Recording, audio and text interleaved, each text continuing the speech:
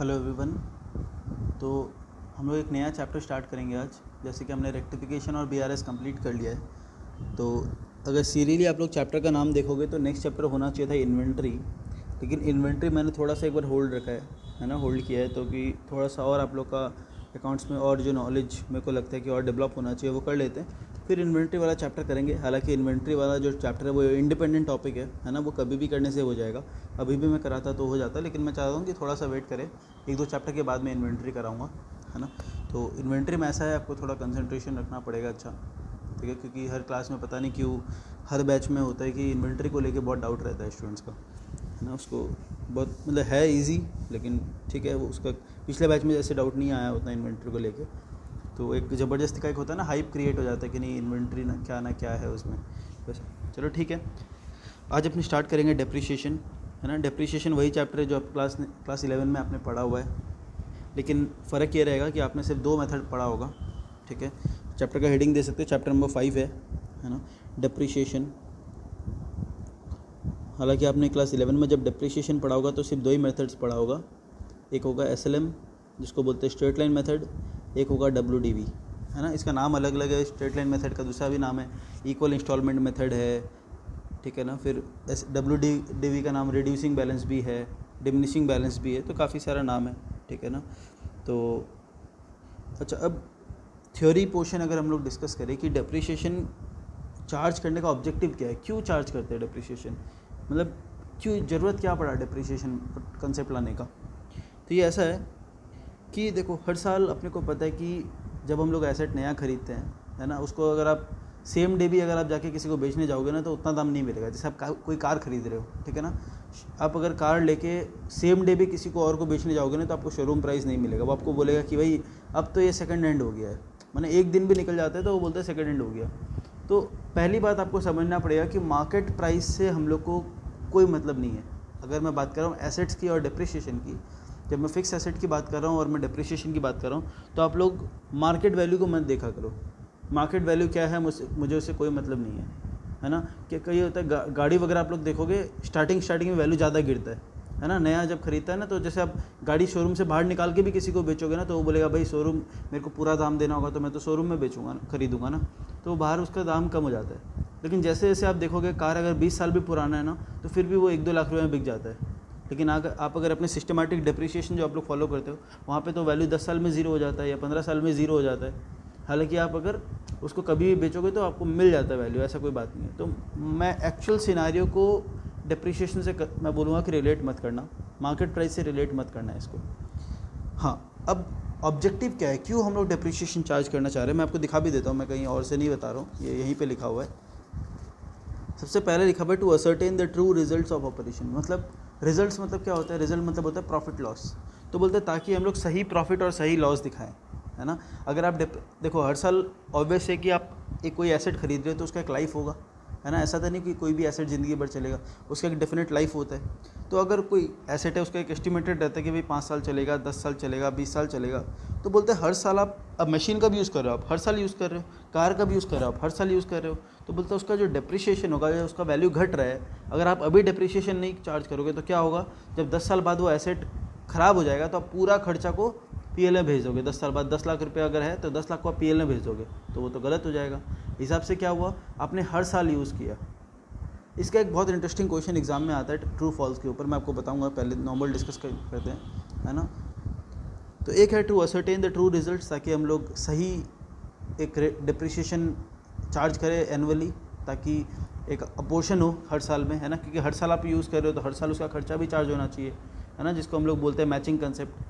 हर साल आपको मशीन की वजह से कमाई हो रहा है, आप उसको रेवेन्यू में ले रहे हो, तो उस पर जो खर्चा हो रहा है, मतलब उस पर रिपेयर्स हो रहा है, वो तो अलग चीज़ है। मशीन का भी जो वैल्यू घट रहा है उसको भी आपको हर साल डेबिट साइड में चार्ज करना चाहिए, ये होता है मैचिंग कंसेप्ट। दूसरा, to present true and fair view of the financial position. बोलता है एसेट आपका वैल्यू सच्ची में गिरा भी है, मार्केट प्राइस की बात अभी भी नहीं कर रहा हूँ मैं, जो आपने नया एसेट खरीदा था 1 साल बाद उसकी एफिशिएंसी घटी है, 2 साल बाद और घटी है, तो बोलता है आपको कम करके दिखाना चाहिए ना, उसे एसेट का वैल्यू कम करना चाहिए। अगर आप 10 लाख की मशीन 10 लाख तक ही दिखाते रहोगे, हर साल 10-10 लाख रुपए दिखाओगे, तो आप लोग जो फाइनेंशियल पोजीशन डिस्क्लोज कर रहे हो ना, बैलेंस शीट जो दिखा रहे हो, उसमें एसेट की वैल्यू आप गलत दिखाओगे नहीं तो बोलता है इसीलिए आपको एक प्रॉपर डिप्रिसिएशन एनुअली चार्ज करना चाहिए।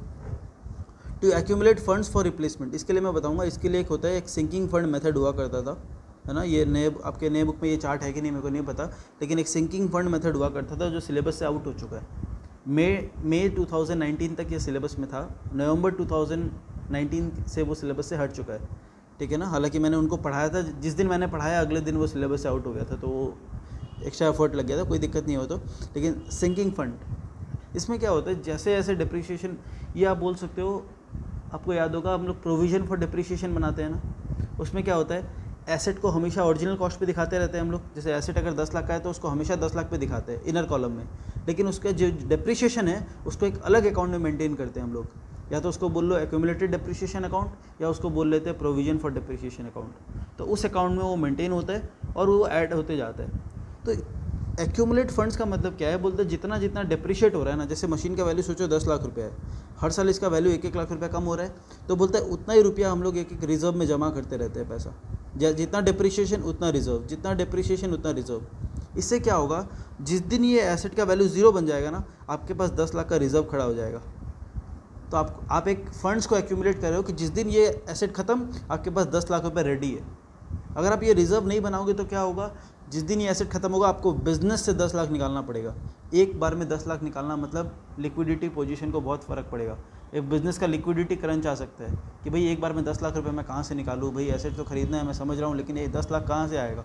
लेकिन अगर हर साल आप 1-1 लाख रुपये निकालते रहोगे ना, तो उतना फ़र्क नहीं पड़ेगा जो यहाँ पे 10 लाख निकालने में फ़र्क पड़ेगा उतना। तो इसलिए बोलते हैं टू एक्यूमुलेट फंड्स। तो ये भी एक तरीका हो सकता है। To ascertain true cost of production, अगर आप सही डिप्रिशिएशन चार्ज करते रहोगे, है ना, कॉस्ट ऑफ प्रोडक्शन में। देखो क्या होता है, अभी तक तो आपने डिप्रिशिएशन कहाँ चार्ज किया हर बार, भैया डिप्रिशिएशन तो प्रॉफिट एंड लॉस अकाउंट में चार्ज होता है। लेकिन मैं बोलता हूँ, क्वेश्चन में लिखा हुआ है depreciation on machinery used for production, depreciation on machinery use for production, ये कहाँ चार्ज होना चाहिए, ये मैन्युफैक्चरिंग अकाउंट में चार्ज होना चाहिए, जिसको आप लोग ट्रेडिंग अकाउंट भी बोलते हो। मैं करवाऊंगा आपको, है ना। आप लोग देखना सेकंड बुक जो आपका है ना मॉड्यूल 2, उसमें देखना पहला चैप्टर है फाइनल अकाउंट्स ऑफ प्रोप्राइटरशिप या फिर final accounts of trading concern, और दूसरा चैप्टर जो है उसमें सेकंड यूनिट जो है वो है final accounts of manufacturing units.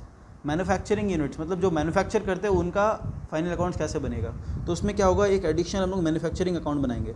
जैसे हम लोग ट्रेडिंग पीएल बनाते हैं ना, वैसे उसमें बनेगा मैन्युफैक्चरिंग अकाउंट, ट्रेडिंग अकाउंट और फिर पीएल अकाउंट, ठीक है ना। जैसे हम लोग ट्रेडिंग पीएल बनाते हैं वहाँ पे एक एडिशनल मैन्युफैक्चरिंग अकाउंट बन जाएगा।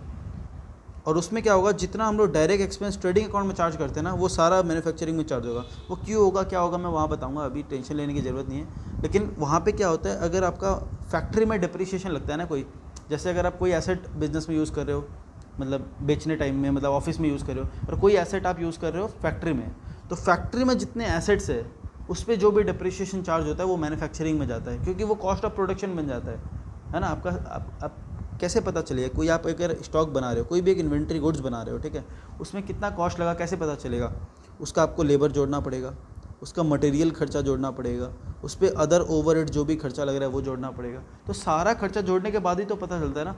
अब कोका कोला वाला को कैसे पता चलता है कि उसका एक कोक का बोतल का दाम कितना है, वो क्या करता है, उसका जो कोका कोला का जो बोतल बनाता है कांच का या प्लास्टिक का, उसका कॉस्ट देखता है, वो कांच का उसमें क्या प्लास्टिक लगा, उसमें क्या कांच शीशा लगा, उस पर उसका जो कॉस्ट देखते हैं।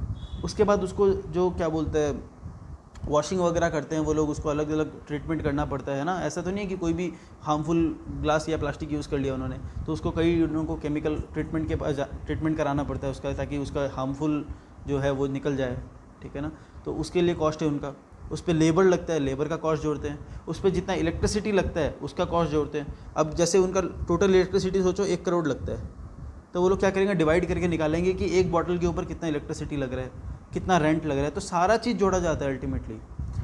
और अगर कोई जो मशीन से वो कोक बन रहा है उस मशीन का डिप्रिशिएशन का भी पोर्शन जोड़ा जाता है। हर एक आप कॉस्ट अकाउंटिंग में पढ़ोगे, या आप इंटरमीडिएट में भी है आपका और फाइनल में भी है, वहाँ पे आप सिखाया जाएगा कैसे कॉस्टिंग निकाला जाता है किसी सामान का, है ना। वो मेरा पार्ट नहीं है कॉस्टिंग निकालना सिखाना, लेकिन कॉस्टिंग में यही होता है। कॉस्टिंग में आप देखा जाता है कि एक सामान का कॉस्ट कितना है, कैसे पता चलेगा कोक वाला को। अब कोक वाला ने डिसाइड किया कि वो 15 रुपये में एक कोक का बॉटल बेचना चाहता है, तो उससे कैसे पता चला कि इसका कॉस्ट कितना है। उसने सारा खर्चा जोड़ा होगा, अपना मटेरियल खर्चा, अपना लेबर खर्चा, सब कुछ जोड़ा होगा, तो वहाँ पे वो डिप्रिशिएशन भी जोड़ता है। इसलिए यहाँ पे लिखा है to ascertain the true cost of production, production में एक्चुअल खर्चा क्या लगा है वो देखने के लिए, है ना। तो आपको पता होना चाहिए ये सब चीज़ की डिप्रिशिएशन क्यों करते हैं। है ना। कोई बोलेगा भैया बोलेगा डिप्रिशिएशन क्या होता है बताओ, आप बोल देगा भैया दो ही होता है डिप्रिशिएशन, दो, एक SLM एक WDV। बोलते हैं क्यों लगाते हैं, पता नहीं, है ना। कैसे करते हैं, क्या है, मतलब क्या इसका बेसिस क्या है, पता नहीं भैया, पता नहीं। हमें पता है SLM होता है, WDV होता है। तो ऐसा नहीं होना चाहिए। कम से कम आप लोग CA बन रहे हो, है ना, तो वो CA वाला चीज़ आना पड़ेगा आपके अंदर, है ना। पुराना वाला मेथड भूल जाओ, क्या करते थे क्या नहीं करते थे, मुझे उससे मतलब भी नहीं है ना। आपने रट्टा मार के पास किया है या फिर आपको बहुत ज़्यादा अंडरस्टैंडिंग है, मुझे नहीं पता। लेकिन मेरा जो पार्ट है कि हाँ, आपको CA बनना है तो आपको अकाउंट्स में जो आना चाहिए मैं सब बताऊँगा, है ना, चाहे आपको आता हो या नहीं आता हो, ठीक है। अच्छा, factors affecting the amount of depreciation. Amount of depreciation क्या क्या चीज़ का क्या चीज़ से अफेक्ट होगा। एक तो कॉस्ट ऑफ द एसेट से, वो तो ऑब्वियस है। दूसरा एक्सपेक्टेड लाइफ से, अगर आप SLM मेथड कर रहे हो तो आपको एक्सपेक्टेड लाइफ भी देखना है। हालांकि WDV भी जो निकालते हैं ना, जो रेट डिसाइड होता है 10% 20%, वो भी इसी पे डिपेंड करता है, एस्टिमेटेड लाइफ के ऊपर। ऐसे अंदाजी थोड़ी 20% 10% सेट हो जाता है ना। अगर सेट किया गया है तो वो लाइफ देख के ही सेट किया जाता है। और रेसिडुअल वैल्यू, मतलब जो रेसिडुअल वैल्यू बच जाएगा, सोचो 10 लाख का मशीन है और 1 लाख रुपये रेसिडुअल वैल्यू है कि वो बचेगा ही, मतलब 10 साल आप यूज़ कर लोगे तो वो 10 लाख का मशीन फिर भी 1 लाख का बचेगा ही। आप भंगारे में बेचोगे तो भी 1 लाख का बिकेगा, तो वो तो डिप्रिशिएट हो ही नहीं सकता ना। डिप्रिशिएट मतलब एसेट का वैल्यू डिक्रीज़ होना, टैंजिबल एसेट का वैल्यू डिक्रीज़ होना। नहीं तो आप बोल दोगे भैया कहीं रिकॉर्ड तो ऑलरेडी हो ही रहा है, अभी बोलेगा भैया आपने बोला था एसेट का वैल्यू, नहीं, टैंजिबल एसेट का वैल्यू डिक्रीज़ होने को बोलते हैं डिप्रिशिएशन, है ना। टैंजिबल एसेट का जो वैल्यू डिक्रीज़ होता है, क्यों होता है वो हम देखेंगे। मैं मार्केट प्राइस की बात नहीं कर रहा हूँ, है ना। वियर एंड टियर की वजह से, पैसेज ऑफ टाइम की वजह से, ऑब्सोलेंस की वजह से, टेक्नोलॉजिकल चेंज की वजह से, इन सब कारण की वजह से जो वैल्यू गिरता है एसेट का, उसको हम लोग बोलते हैं डिप्रिशिएशन। वो भी कौन सा एसेट का, सिर्फ टैंजिबल एसेट का। क्योंकि इंटेंजिबल एसेट का जो वैल्यू गिरता है उसको हम लोग बोलते हैं एमोटाइजेशन, और उसको हम लोग राइट ऑफ करते हैं बैलेंस शीट में। उसको डिप्रिशिएट नहीं बोलते, उसको बोलते हैं एमोटाइजेशन, ठीक है ना। तो टैंजिबल एसेट का जो वैल्यू गिरता है due to obsolescence, due to passage of time, due to technological changes, due to wear and tear, तो ये सबको हम लोग बोलते हैं डिप्रिशिएशन। तो एस्टिमेटेड लाइफ जानना बहुत जरूरी है, क्योंकि वो वैल्यू कभी गिरेगा ही नहीं।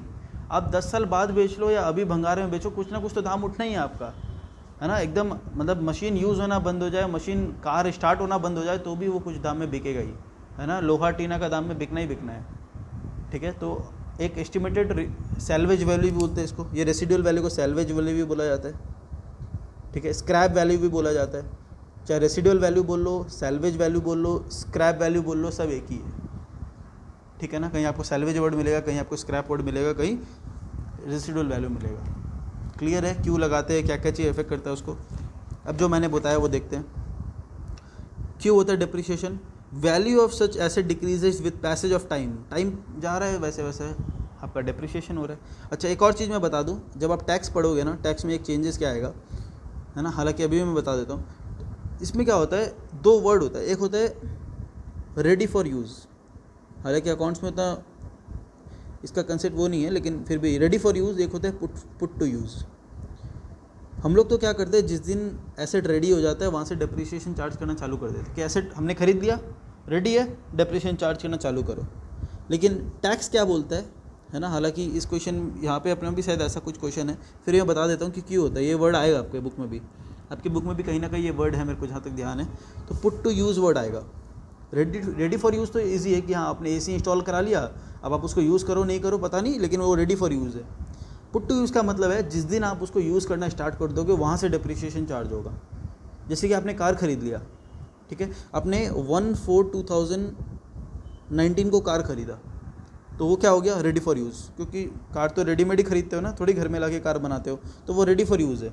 लेकिन आप उसको यूज़ करना चालू कर रहे हो 1 दिसंबर 2019 से, ठीक है। 1 दिसंबर 2000 मतलब 8 महीना बाद आप कार यूज़ करना चालू कर रहे हो, तो बोलते हैं इस दिन से डिप्रिशिएशन चालू होगा।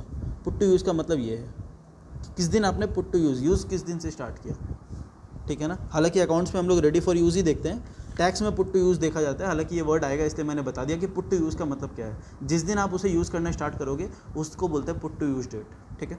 अच्छा, डिप्रिशिएशन क्यों चार्ज होता है, वियर एंड टियर, बिजनेस में यूज़ होने की वजह से वियर टियर होता है ना। आप बिल्डिंग यूज़ करोगे तो बिल्डिंग में क्रैक आएगा, ऑब्वियसली बात है ना। अगर कोई फैक्ट्री में यूज़ हो रहा है तो इधर उधर ऑब्वियसली बिल्डिंग को इफेक्ट तो करता ही। ऐसा थोड़ी है कोई बिल्डिंग लाइफ टाइम चलता है। कार है, कार को आप यूज़ करोगे तो कभी कहीं ठोकर लगेगा, कहीं कुछ होगा, कभी कुछ होगा, है ना। एफिशिएंसी तो धीरे धीरे घटना ही है उसका। Efflux of time when it is not being used, है ना। अगर यूज़ नहीं भी कर रहे हो, अकाउंट्स क्या बोलते हैं, रेडी फॉर यूज़ होना चाहिए। लेकिन बोलते हैं सोचो मैंने कार खरीद लिया, बोलता है आप कार नहीं भी यूज़ करोगे तो भी उसका वैल्यू डिक्रीज़ हो ही रहा है धीरे धीरे, है ना। एफिशिएंसी नहीं घट रहा है तो क्या हुआ, उसका वैल्यू डिक्रीज़ हो रहा है क्योंकि नया टेक्नोलॉजी आ जाएगा, है ना, नया टेक्नोलॉजी आएगा। देख लो, ऑब्सोलेंस ड्यू टू टेक्नोलॉजिकल और अदर चेंजेस, धीरे धीरे टेक्नोलॉजी चेंज हो जाएगा, आपका वैल्यू अपने आप पड़े पड़े भी ख़राब होगा, पड़े पड़े भी कम होगा, क्योंकि नया मॉडल आ जाएगा कम दाम में, तो फिर आपका वैल्यू क्या रहेगा बताओ गाड़ी का। डिक्रीज़ इन मार्केट वैल्यू, इससे फ़र्क नहीं पड़ता है, लेकिन हालांकि ये एक छोटा फैक्टर है, ये एक छोटा फैक्टर है कि हाँ मार्केट में भी वैल्यू कम होता है, लेकिन मैं नहीं बोलूँगा कि डिप्रिशिएशन इस वजह से हम लोग चार्ज करते हैं। ये एक फैक्टर है, सिंगल फैक्टर है, लेकिन मेन फैक्टर नहीं है ये, है ना। हम लोग मार्केट वैल्यू से कभी भी कंपेयर नहीं करते हैं। Depletion mainly in case of mines, ये मैं बताऊंगा, जैसे बोलते हैं ना डिप्लीशन ऑफ नेचुरल रिसोर्सेज, आपने एक ज्योग्राफी में पढ़ा होगा, डिप्लीशन ऑफ नेचुरल रिसोर्सेज, जैसे कोयला है तो कोयला को एक्सट्रैक्ट करते हैं हम लोग, है ना, वो सब के बारे में भी पढ़ेंगे यहाँ पे डिप्रिशिएशन में। यहाँ पे सिर्फ वो दो मेथड नहीं पढ़ना है अपने को, एक WDV एक SLM, वैसा नहीं है। हाँ मेन यही मेथड होता है, मैं बोल रहा हूँ इंडस्ट्री में यही दो मेथड ज़्यादा यूज़ होता है, एक और मेथड है वो भी मैं बताऊँगा, लेकिन हालांकि अपने को और भी मेथड्स यहाँ पे देखना है, ठीक है। 3 फैक्टर इंपॉर्टेंट जो होता है देख लिया हमने, एस्टिमेटेड लाइफ होता है, कॉस्ट होता है, और स्क्रैप वैल्यू या फिर रेसिडुअल वैल्यू होता है, ठीक है। अच्छा,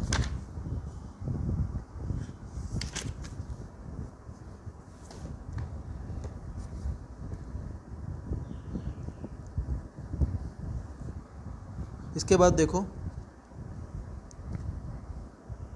हिस्टोरिकल कॉस्ट मेथड, आपको पता होगा हिस्टोरिकल मेथड का मतलब क्या होता है, स्ट्रेट लाइन मेथड ही होता है, ठीक है ना। ये सब जो दिया हुआ है आपको देखने की ज़रूरत नहीं है, सब आपको आता है ना, हालांकि आप देखना चाहो तो देख सकते हो। मैंने क्वेश्चन आपको बोला था कि वो मैं दिखाऊंगा आपको, ठीक है ना। अच्छा, आज के दिन जो अकाउंटिंग स्टैंडर्ड है ना, अकाउंटिंग स्टैंडर्ड जो होता है वो 3 मेथड को अलाउ करता है।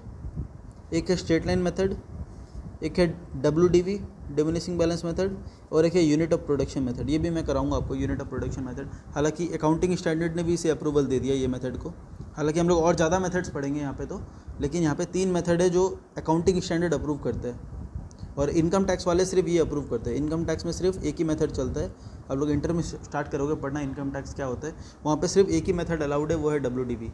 सिर्फ एक केस में SLM अलाउड होता है, वो पावर जो इलेक्ट्रिसिटी कंपनी होता है ना, पावर जनरेटिंग यूनिट्स, उनके लिए, लेकिन ठीक है वो तो टैक्स वाले टीचर भी नहीं बताते, मैं बताऊंगा, आप और कंफ्यूज हो गए, छोड़ दो, है ना। अपने को ये देखना है कि अकाउंट्स में क्या क्या मेथड है, टैक्स वाला टैक्स टीचर पढ़ा देगा, टेंशन मत लेना। अच्छा, स्ट्रेट लाइन बेसिस में कैसे डिप्रिशिएशन निकलता है आपको पता है, जो ओरिजिनल कॉस्ट होता है उसमें हम लोग स्क्रैप वैल्यू हटा देते हैं, क्योंकि स्क्रैप वैल्यू तो डिप्रिशिएट हो नहीं सकता, डिवाइड बाई यूज़फुल लाइफ, है ना, इससे हर साल सेम डिप्रिशिएशन चार्ज होगा। अब एक क्वेश्चन आया था, मैं बताता हूँ, ट्रू फॉल्स में, जो मैं बता रहा था आपको अभी थोड़ी देर पहले, एक बार मैंने ऐसे बस मुंह से निकाला था वो वर्ड। एक ट्रू फॉल्स का क्वेश्चन एग्ज़ाम में आया था, उसमें लिखा हुआ था WDV method allows uniform charge of depreciation and repairs every year, या ऐसा कुछ क्वेश्चन था। क्वेश्चन का फ्रेमिंग में थोड़ा सा चेंजेस है, बोलता है WDV मेथड है allows uniform charge of depreciation and repairs every year, या फिर क्वेश्चन थोड़ा सा अलग है, मैं क्वेश्चन एक बार देखता हूँ, रुको। वो क्वेश्चन तो मेरे को नहीं मिल रहा है, चलो फिर भी मैं बता देता हूँ क्वेश्चन में क्या था। क्वेश्चन बोलता है कि WDV मेथड में हम लोग हर साल एक यूनिफॉर्म मतलब एक सेम, है ना, बोलते हैं हर साल एक यूनिफॉर्म चार्ज करते हैं डिप्रिशिएशन को, डिप्रिशिएशन एंड रिपेयर्स। स्टूडेंट क्या करते हैं, खाली डिप्रिशिएशन पढ़ लेते हैं, ये वर्ड पूरा भूल जाते हैं, ये नहीं देखते हैं, हड़बड़ी में बोलते हैं हाँ गलत है, ये तो गलत है भैया, SLM होगा आंसर, है ना। SLM में क्या होता है, हर साल सेम डिप्रिशिएशन चार्ज होता है, तो बोलता है भैया यूनिफॉर्म चार्ज तो होता है SLM मेथड में, ये तो गलत है, इसे फॉल्स लेके आ जाते हैं। लेकिन क्वेश्चन को अगर आप ध्यान से देखोगे, ये कंसेप्ट आप लोगों के लिए थोड़ा सा नया है, एक बार ध्यान देना। बोलते हैं uniform charge of depreciation and repairs every year. देखो एक मैं एग्जांपल लेके समझाता हूँ इसको, ठीक है ना, ये बहुत इंपॉर्टेंट क्वेश्चन है, 2 मार्क्स का आने का चांसेस रहता है हर बार, है ना, कभी आया हुआ भी हुआ है, पास्ट ईयर में आया हुआ है, मॉक टेस्ट में भी रहता है ना, और स्टूडेंट एक बार समझ जाते हैं तो उनको याद रहता है ना। लेकिन अभी मैं पूछूंगा तो आप लोग सब बोलोगे हाँ भैया SLM में तो होता है यूनिफॉर्म चार्ज, आप क्या बकवास कर रहे हो, है ना। मैं तो बोल रहा हूँ ये ट्रू है ना, आप लोग बोलोगे भैया यूनिफॉर्म चार्ज तो SLM में होता है सर, हाँ, है ना। तो एक बार देखते हैं, एक एग्जांपल लेके दिखाता हूँ मैं आपको। सोचो कोई एसेट का वैल्यू है 1 लाख रुपया, ठीक है, तो अगर मैं SLM मेथड लूँ और यहाँ पर WDV मेथड लेता हूँ, ठीक है, SLM में क्या होगा, अगर 10 साल इसका लाइफ है तो 10,000 करके 10,000 10,000 10,000, ठीक है। चलो 5 साल ही लाइफ पकड़ता हूँ एक बार में, है ना। तो 50,000 का है, सोच लो। चलो थोड़ा एग्जांपल छोटा करने से भी समझ में आ जाएगा। 50,000 का एसेट है या कोई बाइक है, सोचो 50,000 का बाइक है, SLM बोलता है 10,000 करके चार्ज कर लो, 5 साल लाइफ है।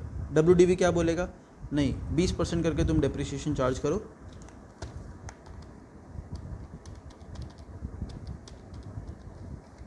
10,000। नेक्स्ट ईयर कितना लगेगा, 8,000, 6,400, 5,120।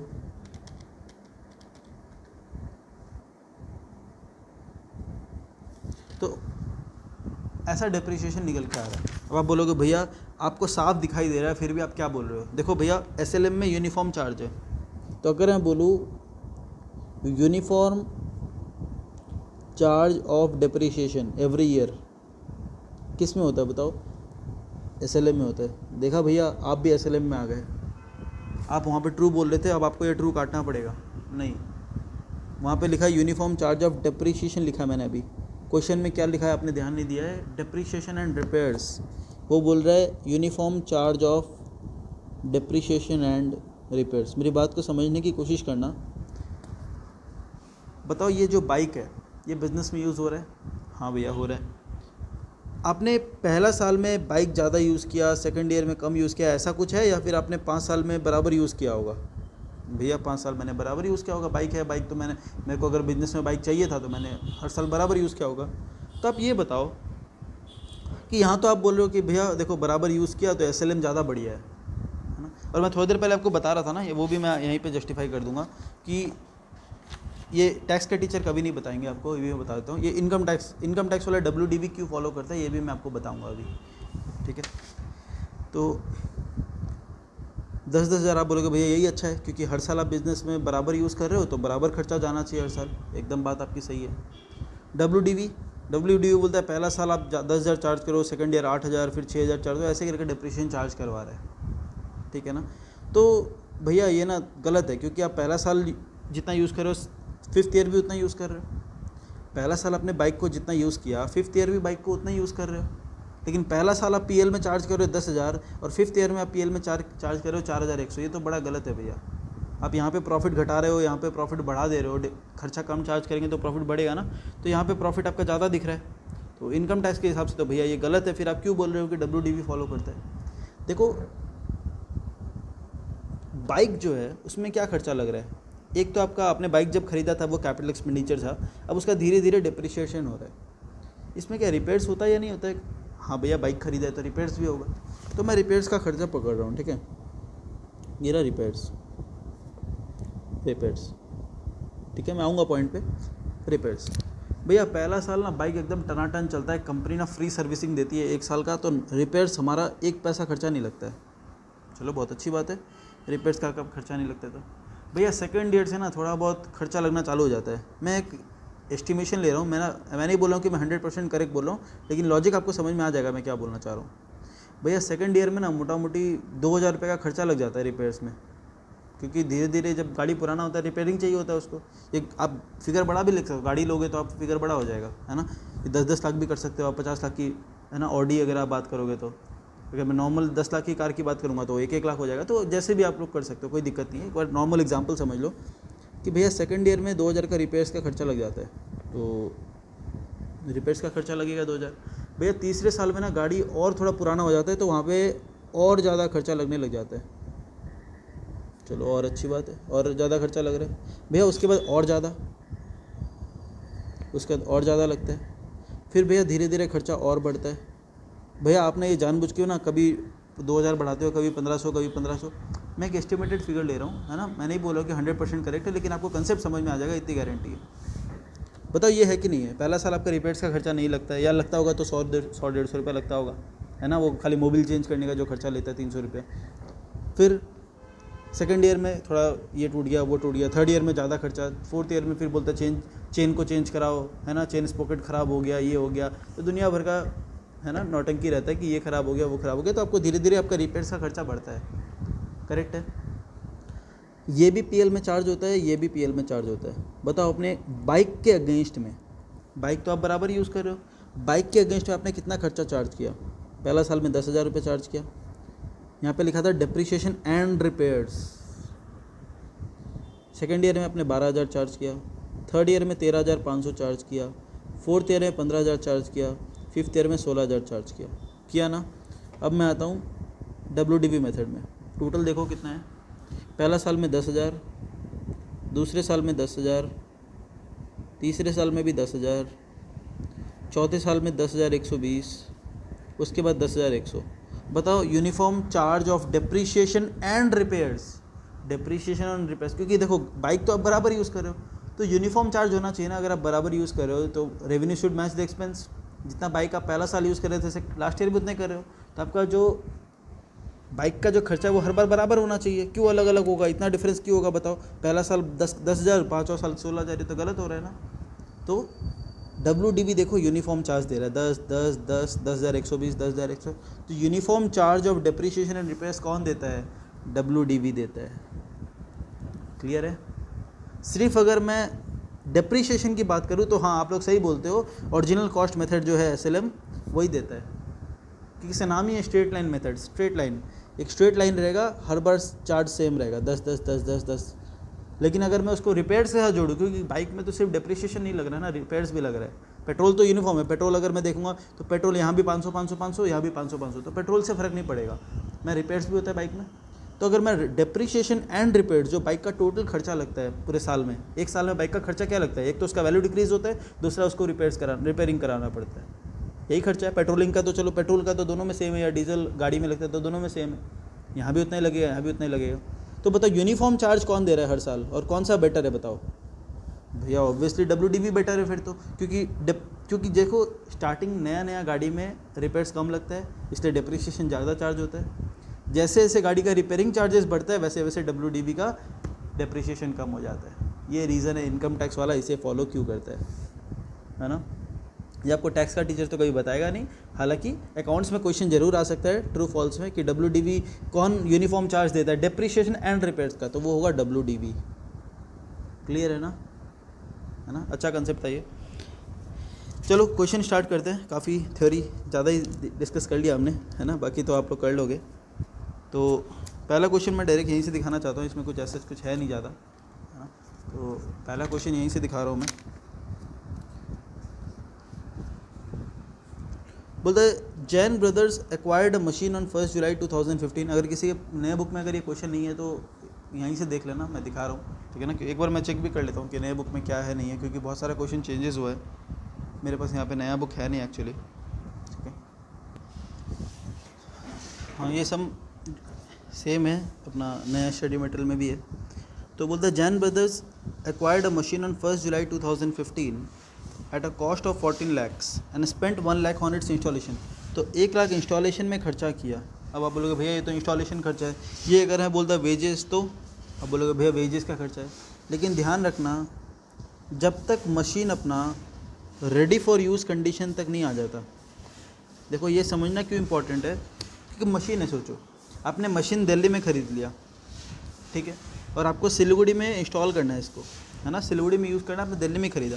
अब बताओ आपने दिल्ली में ख़रीद लिया तो क्या मशीन रेडी फॉर यूज़ हो गया? बिल्कुल भी नहीं।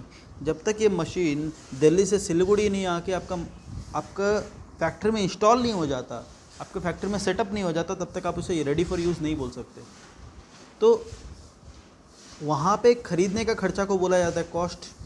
वहाँ से लाने में हो सकता है आपका कुछ ट्रांसपोर्टेशन खर्चा लग रहा है, उसके बाद यहाँ पे हो सकता है कुछ इंस्टॉलेशन खर्चा लग रहा है, हो सकता है अनलोडिंग लोडिंग का कुछ वेजेस लग रहा है, कुछ खर्चा लग रहा है, वेजेस लग रहा है। तो ये जितना भी खर्चा होगा, जब तक आपके फैक्ट्री में इंस्टॉल नहीं हो जाता, जब तक आपकी फैक्ट्री में सेटअप नहीं हो जाता, रेडी फॉर यूज़ नहीं बन जाता, तब तक जितना भी खर्चा लगता है कोई एसेट में, उसको हम लोग कैपिटलाइज करते हैं, मतलब एसेट की वैल्यू में जोड़ देते हैं, उसको अलग से खर्चा नहीं मानते हैं। तो यहाँ पे इंस्टॉलेशन हो या वेजेस हो या ट्रांसपोर्टेशन हो, तो इसको मैं अलग से खर्चा नहीं मानता, इसको मैं उसी एसेट, उसी मशीन की वैल्यू में जोड़ देता हूँ। तो चाहे आप यहाँ पे टू बैंक लिख के ब्रैकेट में लिख दो 14 लाख प्लस 1 लाख, या फिर आप ऐसे अलग अलग दिखा लो, कोई मुझे उसमें प्रॉब्लम नहीं है, लेकिन ये 15 लाख का 15 लाख मशीन अकाउंट में आएगा। ये इसको हम लोग इंस्टॉलेशन खर्चा नहीं मानेंगे, इसको हम लोग मशीन में ऐड कर देंगे, क्योंकि ये मशीन का ही वैल्यू है। क्योंकि आप इंस्टॉलेशन नहीं कराओगे तो मशीन यूज़ ही नहीं होगा, तो मशीन का ही खर्चा है एक तरीक़ा से देखा जाए तो। नाम इंस्टॉलेशन दे दो, नाम वेजेस दे दो, नाम चाहे ट्रांसपोर्टेशन दे दो, अल्टीमेटली ये मशीन खरीदने का खर्चा है। इसके बिना मशीन नहीं खरीद पाओगे। खाली मशीन खरीद के दिल्ली में रख देगा, कोई काम आएगा? नहीं आएगा। तो जब तक वो इंस्टॉल नहीं हो जाता, जब तक उसे आप लाओगे नहीं, जब तक आप उसे सेट नहीं करोगे, तब तक वो मशीन यूज़ नहीं हो सकता। तो इसलिए ये सारा खर्चा मशीन में ऐड होता है। क्लियर है? अब ये खरीदा गया जुलाई 1 को। अब बताओ, the firm writes off depreciation at 10% per annum, 10% per annum. अच्छा देखो, रेट नॉर्मली हम लोग क्या सोचते हैं कि रेट दिया हुआ है तो WDV होता है, और यूज़फुल लाइफ दिया हुआ है तो वो SLM है। ये बिल्कुल गलत आपका अजम्पशन है। ऐसा कहीं नहीं लिखा हुआ है कि रेट दिया हुआ है तो ये WDV है, और खाली एस्टिमेटेड लाइफ दिया हुआ है तो ये SLM है। बिल्कुल भी गलत है। हाँ, अगर यहीं पे क्वेश्चन एंड हो जाता, यहाँ पे बोलता 10% पर एनम और यहाँ पे क्वेश्चन एंड होता, तो आपकी एजम्पशन एकदम सही है कि हाँ भैया ये WDV है। लेकिन जब क्वेश्चन एंड नहीं हुआ, क्वेश्चन में आगे देखो, on original cost. Original cost मतलब परचेस्ड कॉस्ट, मतलब जिस दाम पे आपने खरीदा 15 लाख रुपया, है ना। ये ओरिजिनल कॉस्ट मतलब ये 14 लाख नहीं, जिस दाम पे आपका मशीनरी है, जो दाम का आपका मशीनरी, जो आपका परचेस कॉस्ट है ना, जो वैल्यू ऑफ मशीन है, उस पर 10% लगेगा एवरी ईयर। मतलब 10% हर बार लगेगा ओरिजिनल कॉस्ट पे, मतलब 10% हर साल आप 15 लाख पे ही चार्ज करोगे। तो ये कौन सा मेथड हो गया? SLM हो गया। नहीं तो क्या बोलता, 10% सिर्फ बोल देता तो भी मैं क्या मानता? WDV। या 10% ऑफ रिड्यूसिंग बैलेंस, मतलब 10% लग गया, फिर जो बैलेंस बचा उस पर 10%, उसको बोलते हैं हम लोग WDV या फिर रिड्यूसिंग बैलेंस मेथड। लेकिन ये बोले 10% ऑफ ओरिजिनल कॉस्ट, यहाँ पर लाइफ नहीं बता रहा है आपको, लेकिन 10% बोल रहा है, तो 10% सोच के इसे WDV मत मान लेना। 10% ऑफ ओरिजिनल कॉस्ट मतलब हर बार उस ओरिजिनल कॉस्ट पे ही लगेगा। 10% per annum of the original cost every year, हर साल ओरिजिनल कॉस्ट पे लगेगा। मतलब एक ही दाम पे जो 15 लाख है, उसी पे 10% लगाते रहेगा ये लोग। ठीक है ना? अच्छा, ये SLM हो गया। The books are closed on 31 December. ये तो पहला एक दिक्कत जहाँ पे आपको हो सकता है ना, एक ये मैंने बताया। दूसरा गलती जहाँ स्टूडेंट्स करते हैं, देखो पहला साल मशीन कितना महीना यूज़ हुआ? जुलाई 1 से 31 दिसंबर। 31 दिसंबर ईयर एंड है, 6 महीना। तो डिप्रिशिएशन कितना चार्ज होगा? 15 लाख का 10% 6 महीना के लिए कितना आ रहा है? 75,000। अब मैं बताता हूँ प्रॉब्लम क्या आता है। स्टूडेंट्स क्या सोच रहे हैं, भैया SLM में तो हर साल सेम डिप्रिशिएशन होता है। हर साल भैया सेम डिप्रिशिएशन होता है। सेम डिप्रिशिएशन नहीं होता है, डिप्रिशिएशन पर एनम जो होता है ना, वो सेम होता है। स्टूडेंट क्या बोलते हैं, भैया हर साल SLM में डिप्रिशिएशन सेम होता है। तो क्या करते हैं स्टूडेंट, पहला साल 75 आया तो बोलता है अब हर साल 75 ही लगेगा। ये एकदम गलत सोच रहे हो आप। ऐसा नहीं होता है, ऐसा बिल्कुल नहीं होता है। पर एनम जो डिप्रिशिएशन है, एक साल का जो डिप्रिशिएशन होता है, पर एनम डिप्रिशिएशन सेम होता है। जैसे पहला साल का 1.5 लाख, दूसरा साल का 1.5 लाख, तीसरा साल का 1.5 लाख, ये सेम है। लेकिन कितना महीना यूज़ हुआ वो तो आपको देखना ही पड़ेगा ना। एक साल का 1.5 लाख फिक्स है, हाँ मैं मान रहा हूँ, ये एकदम सही बोल रहे हो आप। एक साल का पर एनम जो है वो फिक्स है एकदम। 15 लाख है तो एक साल का 10% मतलब 1.5 लाख रुपये फिक्स है। पहला साल कितना महीना यूज़ हुआ? 6 महीना, तो आधा ही लगेगा। अब ये बीच में अगर बिक जाता, यहाँ पे अगर 31 अक्टूबर को बिक जाता ना, तो मैं 10 महीना का ही डिप्रिशिएशन लगाता। तो मैं लिख सकता था 1.5 लाख इंटू 10/12, ये भी मैं कर सकता था। या फिर 15 लाख का 10% इंटू 10/12। ये 15 लाख का जो 10% है वो फिक्स है, वो पर एनम का है। एक साल का डिप्रिशिएशन फिक्स है, लेकिन महीना वाइज तो चेंज हो ही सकता है ना। अगर आपने 10 महीना यूज़ किया तो 10 महीना का लगेगा, आपने पहला साल 6 महीना यूज़ किया तो 6 महीना का डिप्रिशिएशन होगा। तो यहाँ पे गलती नहीं करना है आपको, है ना। तो 2 गलती जो SLM में बच्चे लोग करते हैं वो है ये। तो उसके बाद कुछ बोला नहीं है, बुक्स आर क्लोज। तो देखो बैलेंस CD बच गया इतना। अब इससे हमें मतलब नहीं है, स्ट्रेट लाइन मेथड चल रहा है ना ये, तो इसमें हमें इससे मतलब नहीं है। वापस वही 15 लाख पे 10%, पूरा 12 महीना यूज़ हुआ तो इंटू 12/12 कर लो, या फिर पता ही है 12/12 1 ही आएगा। तो सीधा 15 लाख का 10% 1.5 लाख, पूरा साल यूज़ हुआ तो एक साल का डिप्रिशिएशन चार्ज कर दो। ठीक है ना। और बैलेंस CD में कभी भी मत छोड़ना, मैंने शायद बोला भी है आपको, है ना। और BRS में आप लोग देख भी लोगे कि क्या फ़ायदा है इसका। बैलेंस CD में कभी मत छोड़ना, हमेशा टू बैलेंस BD करके क्वेश्चन छोड़ना, नहीं तो मैं मार्क्स काटूंगा आपके टेस्ट में, है ना। 1 जनवरी 2017 हमेशा ओपनिंग बैलेंस करके छोड़ना क्वेश्चन को, कभी भी बैलेंस CD में मत छोड़ना। और इससे फ़ायदा कहाँ होगा, अमेंडेड BRS वाले अमेंडेड कैश बुक वाले क्वेश्चन में, एडजस्टेड कैश बुक वाले में। नहीं तो क्या होगा, एडजस्टेड कैश बुक सोचो आपका यहाँ खत्म हो रहा है, मैं वापस दूसरे टॉपिक में जा रहा हूँ। एडजस्टेड कैश बुक सोचो आपका बैलेंस इधर आ रहा है, तो आप क्या सोचते हो, यार गलती हो जाता है कभी कभी, बैलेंस CD यहाँ है मतलब क्रेडिट बैलेंस, नहीं, बैलेंस CD कभी नहीं देखा जाता है, बैलेंस BD देखा जाता है। वो बैलेंस अल्टीमेटली यहाँ पे आएगा, तो आपको क्लियर रहेगा कि हाँ ये डेबिट बैलेंस है, मुझे पॉजिटिव में लिखना है। नहीं तो एडजस्टेड कैश बुक में गलती होने का चांस होता है। बच्चे एडजस्टेड कैश बुक सही बना लेते हैं, फिर BRS में ओपनिंग बैलेंस ही गलत लिख देते हैं। यहाँ पे बोलता भैया यहाँ पे CD आया था तो मैंने क्रेडिट माइनस में लिख दिया। तो वो गलती नहीं करना है, हमेशा याद रखना, कोई भी लेजर आप बनाओगे हमेशा बैलेंस BD करके छोड़ना, हमेशा, है ना। एक लाइन लिखने में थोड़ी आपका टाइम वेस्ट हो जाएगा, बताओ, है ना। इतना टाइम तो आप लोग ऐसे ही इधर उधर देखने में वेस्ट कर देते हो, है ना। इससे अच्छा प्योर परफेक्ट काम करके आना, ताकि एक मार्क्स भी लूज़ नहीं हो, है ना। एक अकाउंट्स ऐसा सब्जेक्ट है जिसमें आप 100 टारगेट कर सकते हो और आप ला सकते हो, है ना। एक सिंगल सब्जेक्ट मैं बोल सकता हूँ फाउंडेशन में जिसमें आप 100 ला सकते हो। हाँ, बाकी में अगर आपकी वैसी कैपेसिटी है ना, आप आउट ऑफ द बॉक्स सोच के करते हो कि मैं थ्योरी पेपर में भी 100 ले आऊँगा, मैं मैथ्स में भी 100 ले आऊँगा, तो आप आउट ऑफ द बॉक्स हो। आपको तो क्या बोलता हूँ मैं, उसके लिए कोई बात ही नहीं है, लेकिन नॉर्मल स्टूडेंट के लिए मैं बोल रहा हूँ, एक अकाउंट्स ऐसा सब्जेक्ट है जिसमें आप 100 ला सकते हो। अच्छा, ये नॉर्मल क्वेश्चन है, ठीक है ना, जहाँ पे डिप्रिशिएशन अकाउंट अलग से बन रहा है ना। मतलब डिप्रिशिएशन मशीन अकाउंट में चार्ज हो रहा है, पहला बात, डिप्रिशिएशन मशीन अकाउंट में चार्ज हो रहा है। एक मेथड हम लोग करते हैं जहाँ पे प्रोविजन फॉर डिप्रिशिएशन बनता है। यहाँ पे क्या हो रहा है, डिप्रिशिएशन उसी में चार्ज हो रहा है, और ये नॉर्मल मशीनरी अकाउंट है। एक मशीनरी अकाउंट बनता है एट कॉस्ट, वो मैं करवाऊँगा आपको, है ना, आगे टॉपिक आएगा उसका। एसेट अकाउंट एट कॉस्ट भी बनता है, मतलब 15 लाख है तो 15 लाख ही चलता रहेगा, जब तक वो बिकेगा नहीं या फिर नया मशीन नहीं आएगा, वो 15 लाख ही चलता रहेगा। और डिप्रिशिएशन अलग अकाउंट में चार्ज होता है, जिसको हम लोग एक्यूमुलेटेड डिप्रिशिएशन अकाउंट भी बोलते हैं, या फिर प्रोविजन फॉर डिप्रिशिएशन अकाउंट भी बोलते हैं।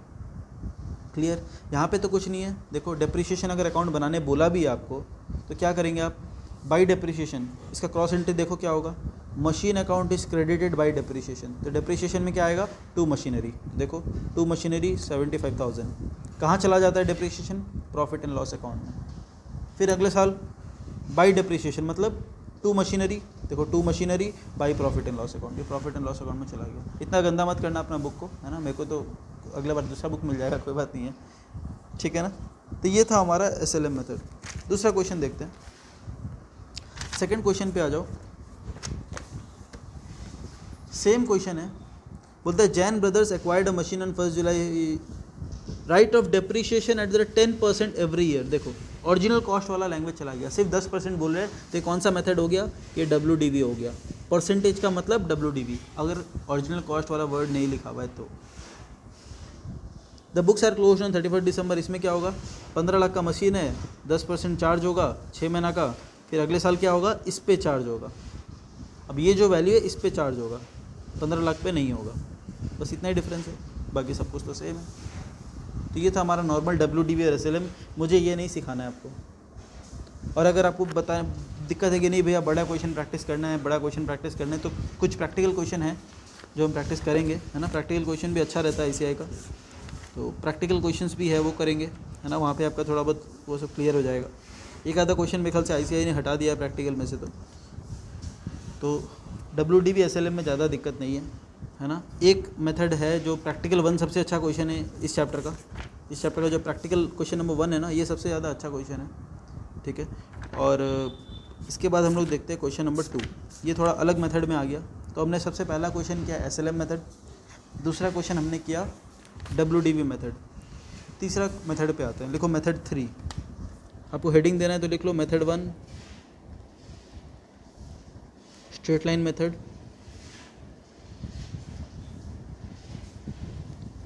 एरो देखे लिख लो इलस्ट्रेशन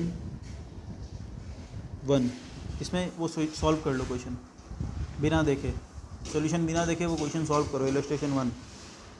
फिर लिखो हेडिंग देना मेथड 2, और कर लेना ईमानदारी से, है ना। हम मैं नहीं देख रहा हूँ लेकिन भगवान देख रहा है ना, ऊपर वाला माफ़ नहीं करेगा, मेरे को तो पता नहीं चलेगा। Written down value method, written down value method या फिर डिमिनिशिंग बैलेंस भी बोलते हैं इसे। इसके लिए इलस्ट्रेशन 2 सॉल्व कर लेना बिना देखे, है ना। अच्छा, इसके बाद लिखना मेथड 3, यहाँ पे लिखो sum of years of digit method, sum of years of digit method. ये मैं क्या बताऊँ, ये थोड़ा बहुत SLM जैसा भी है, थोड़ा बहुत WDV जैसा भी, ये मिक्सचर है दोनों का, है ना। लेकिन इसमें थोड़ा सा करने का तरीका है, हालांकि समझना बिल्कुल भी डिफ़िकल्ट नहीं है, एकदम ईजी है। थोड़ा सा मेरे को आपका कंसंट्रेशन चाहिए, है ना, बहुत ईजी है ये, ठीक है। तो ये एक नया मेथड है जो आप लोग फर्स्ट टाइम करोगे, तो थोड़ा सा मुझे आपका कंसंट्रेशन चाहिए, है ना। बाकी डिफ़िकल्टी कुछ नहीं है, पता ही है, CA फाउंडेशन तो ऐसे ही निकल जाएगा, तो ध्यान देना। इसमें क्या करना है आपको निकालना पड़ेगा depreciation equals to depreciable amount. भैया ये डेप्रिशिएबल अमाउंट क्या होता है, तो पहली बार सुना हमने।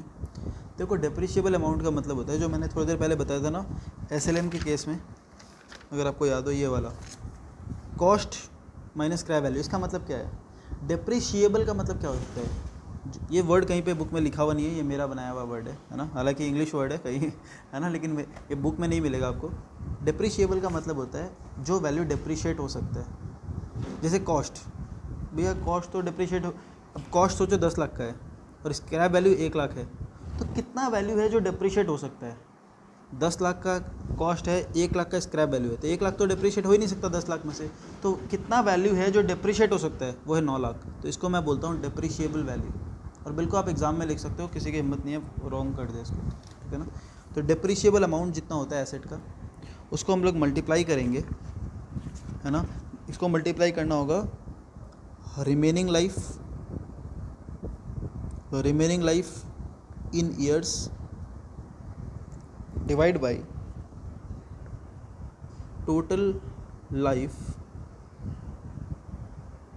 ठीक है ना, टोटल लाइफ, या फिर ऐसे लिखो sum of all digits of total life of asset, है ना। मेरे को बुक का लैंग्वेज में थोड़ा सा चेंज करने की कोशिश कर रहा था, लेकिन थोड़ा सा टिपिकल है ये, नहीं तो समझ में नहीं आएगा अगर मैं इसकी वर्ड चेंज करूँगा। तो sum of all digits of total life of the asset, एक एग्जांपल करेंगे, आपको आराम से समझ में आ जाएगा। सम ऑफ डिजिट्स का फॉर्मूला आपको मैथ्स का याद होगा, n इंटू एन प्लस 1/2, है ना। सम ऑफ डिजिट्स का फॉर्मूला क्या होता है, n into n plus 1 divide by 2। जैसे अगर मैं 1 2 3 4 5 ये 5 डिजिट है, इसको समेशन कैसे निकालते हो आप लोग, n कितना है, 5 नंबर्स है, तो 5 इंटू 5 प्लस 1 डिवाइड बाई 2 कितना आ रहा है, 30/2 मतलब 15। टोटल करके देख लो 15 ही आएगा ये भी, है ना। तो ये फॉर्मूला, ये तो मैथ्स में बहुत बचपन में पढ़ा होगा, ठीक है। तो एक सम करके देखते हैं इसको, ठीक है। इलस्ट्रेशन 3 है इसके ऊपर, इसमें मिस्टेक होने का चांस है, और वो पुट टू यूज़ वाला जो मैं वर्ड बोला था वो यहीं पे है। मिस्टेक होने का चांस क्या है वो पहले देख लेते हैं, क्वेश्चन पढ़ते हैं पहले। Messrs Akash purchased a machine for 10 lakh, 10 lakh का मशीन खरीदा है। एस्टिमेटेड यूज़फुल लाइफ, ठीक है। यहाँ से देखो ये क्वेश्चन पहले पूरा पढ़ लेना, थोड़ा सा पढ़ के मत बोल देना कि WDV है SLM है। एस्टिमेटेड यूज़फुल लाइफ दिया हुआ है, स्क्रैप वैल्यू दिया हुआ है, तो यहाँ तक देख के लग रहा है कि ये SLM मेथड होना चाहिए। एंड ₹1,20,000 स्क्रैप वैल्यू है, scrap value were 10 years and rupees इतना क्या है, ऐसा होगा। Scrap value after 10 years were ₹1,20,000 ऐसा होगा, ठीक है ना। नया बुक में शायद करेक्ट हो गया होगा। Scrap value after 10 years were 1,20,000 and the machine was put to use on 1/1/2010। तो कब खरीदा ऐसा कुछ बताया नहीं है, तो पुट टू यूज़ का डेट दिया हुआ है, हम लोग मान लेंगे कि इसी दिन खरीदा होगा, है ना।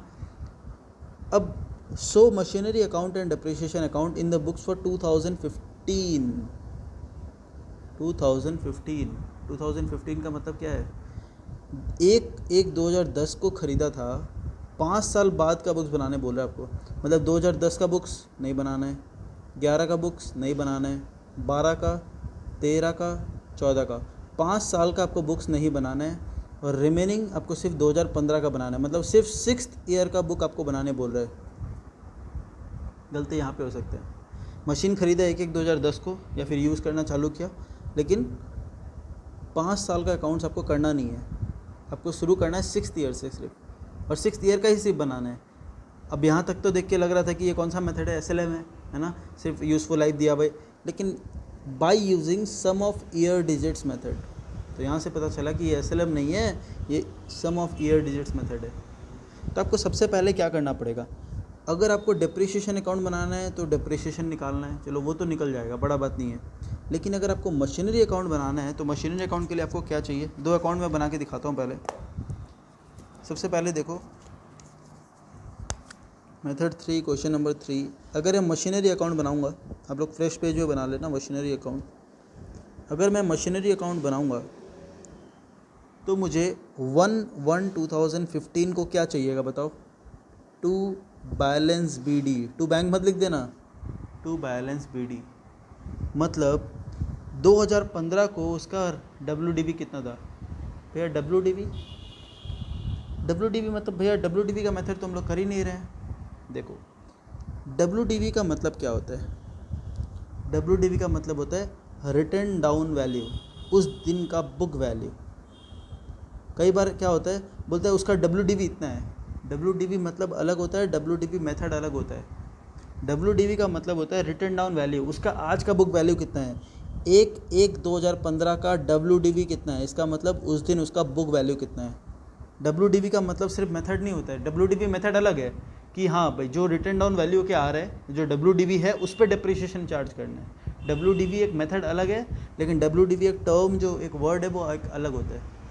WDV का मतलब होता है रिटन डाउन वैल्यू, वो वैल्यू जो आता है ना माइनस हो गया, डिप्रिसिएशन माइनस हो गया, जैसे यहाँ पे था 15 लाख में 75 माइनस होकर जो वैल्यू निकल के आया ना, इसको बोलते हैं WDV। यहाँ पे भी 15 लाख में 75 चार्ज होने के बाद जो यहाँ पे 14,25,000 बचा ना, इसको भी बोलते हैं WDV। ये भी WDV है, वहाँ भी WDV है, लेकिन ये SLM मेथड है तो डिप्रिसिएशन इस पर चार्ज नहीं होगा, लेकिन ये तो WDV ही रहेगा। इसको बोलते हैं बुक वैल्यू या फिर रिटन डाउन वैल्यू। अब आपको चार्ज किस पे करना है डिप्रिसिएशन, वो डिपेंड करता है। अब स्ट्रेट लाइन मेथड है तो आप इस पे चार्ज करोगे, और रिटन डाउन वैल्यू मेथड है तो आप रिटन डाउन वैल्यू पे डिप्रिसिएशन चार्ज करते हो। तो ये 3-4 चीज़ें हैं जो स्टूडेंट लोग कंफ्यूज होते हैं। किसी को अगर क्लियर था तो बहुत अच्छी बात है, मेरे ख्याल से तो काफ़ी जन को ये WDV क्या होता है ना, WDV मेथड और WDV में फ़र्क है ये भी पता चला होगा, है ना। एक ये यूनिफॉर्म चार्ज वाला चीज़ एक नया पता चला होगा, तो काफ़ी चीज़ है, तो धीरे धीरे निकल के आएगा वो, ठीक है। तो WDV मतलब होता है बुक वैल्यू, तो हमें 1/1/2015 का बैलेंस निकालना पड़ेगा। अब इसके लिए तो आपको देखना पड़ेगा कि ईयर 1 में डिप्रिसिएशन कितना था, ईयर 2 में कितना था, इस टाइप से आपको डिप्रिसिएशन देखना पड़ेगा, तभी पता चलेगा ना कि 5 साल जब स्टार्ट, 5 साल के बाद इसका वैल्यू कितना है, वहीं से तो स्टार्ट होगा ये क्वेश्चन। इस क्वेश्चन में मेन तो यही पॉइंट है ना, 2015 से आपको क्वेश्चन करना है, 2015 का क्वेश्चन करना है, तो आपको सीधा 2015 का वैल्यू चाहिए। वो कैसे निकलेगा, आपको वर्किंग नोट में निकालना पड़ेगा, ठीक है। उसके बाद आपको एक डिप्रिसिएशन अकाउंट बनाना है, वो तो सिंपल सा है, ठीक है, वो तो कुछ भी नहीं है। 31/12/2015 को टू मशीनरी बोल के चार्ज होगा, और वो सेम डेट को 31/12/2015 को by profit and loss account में वो ट्रांसफ़र हो जाएगा। इसमें भी दिक्कत नहीं है, मेन है वर्किंग बनाना पड़ेगा। देखो वर्किंग करो, लिखो वर्किंग नोट 1। और ये क्वेश्चन मैंने टेस्ट में भी देखा हुआ है, पता नहीं क्यों स्टूडेंट्स गलती कर देते हैं, एक बार ध्यान देना इसमें बढ़िया से। पहले अपने को निकालना है डिप्रिसिएशन। अच्छा, एक शॉर्टकट है इसमें, अगर मैं डिप्रिसिएशन फॉर ईयर 1 निकालता हूँ तो कैसे निकलता, ये निकलता डिप्रिशिएबल वैल्यू मतलब वही cost minus scrap value into remaining life. तो जब मैं ईयर 1 का क्वेश्चन कर रहा हूँ, है ना, कितना साल बचा था, जब आप पहला साल का डिप्रिसिएशन निकालो, पहला साल कितना बचा था, पूरा 10 साल का लाइफ था, है ना। ये होता है इंक्लूडिंग प्रेजेंट, ये आप फॉर्मूला में देखा होगा आपने, ये होता है इंक्लूडिंग प्रेजेंट ईयर, ठीक है ना।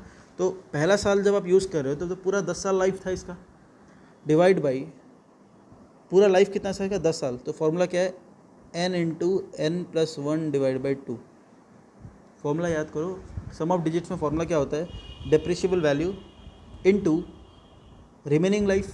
तो पहला साल जब आप कर रहे थे, पहला साल जब आपने यूज़ किया तो पूरा 10 साल लाइफ था उसका, तो 10 divide by sum of years of total life कितना है, 10 साल, तो 10 × 10+1/2, है ना। n कितना है यहाँ पे 10, लाइफ कितना है 10, तो फॉर्मूला लग गया 10 डिवाइड बाई 10 × 10+1/2। क्लियर है।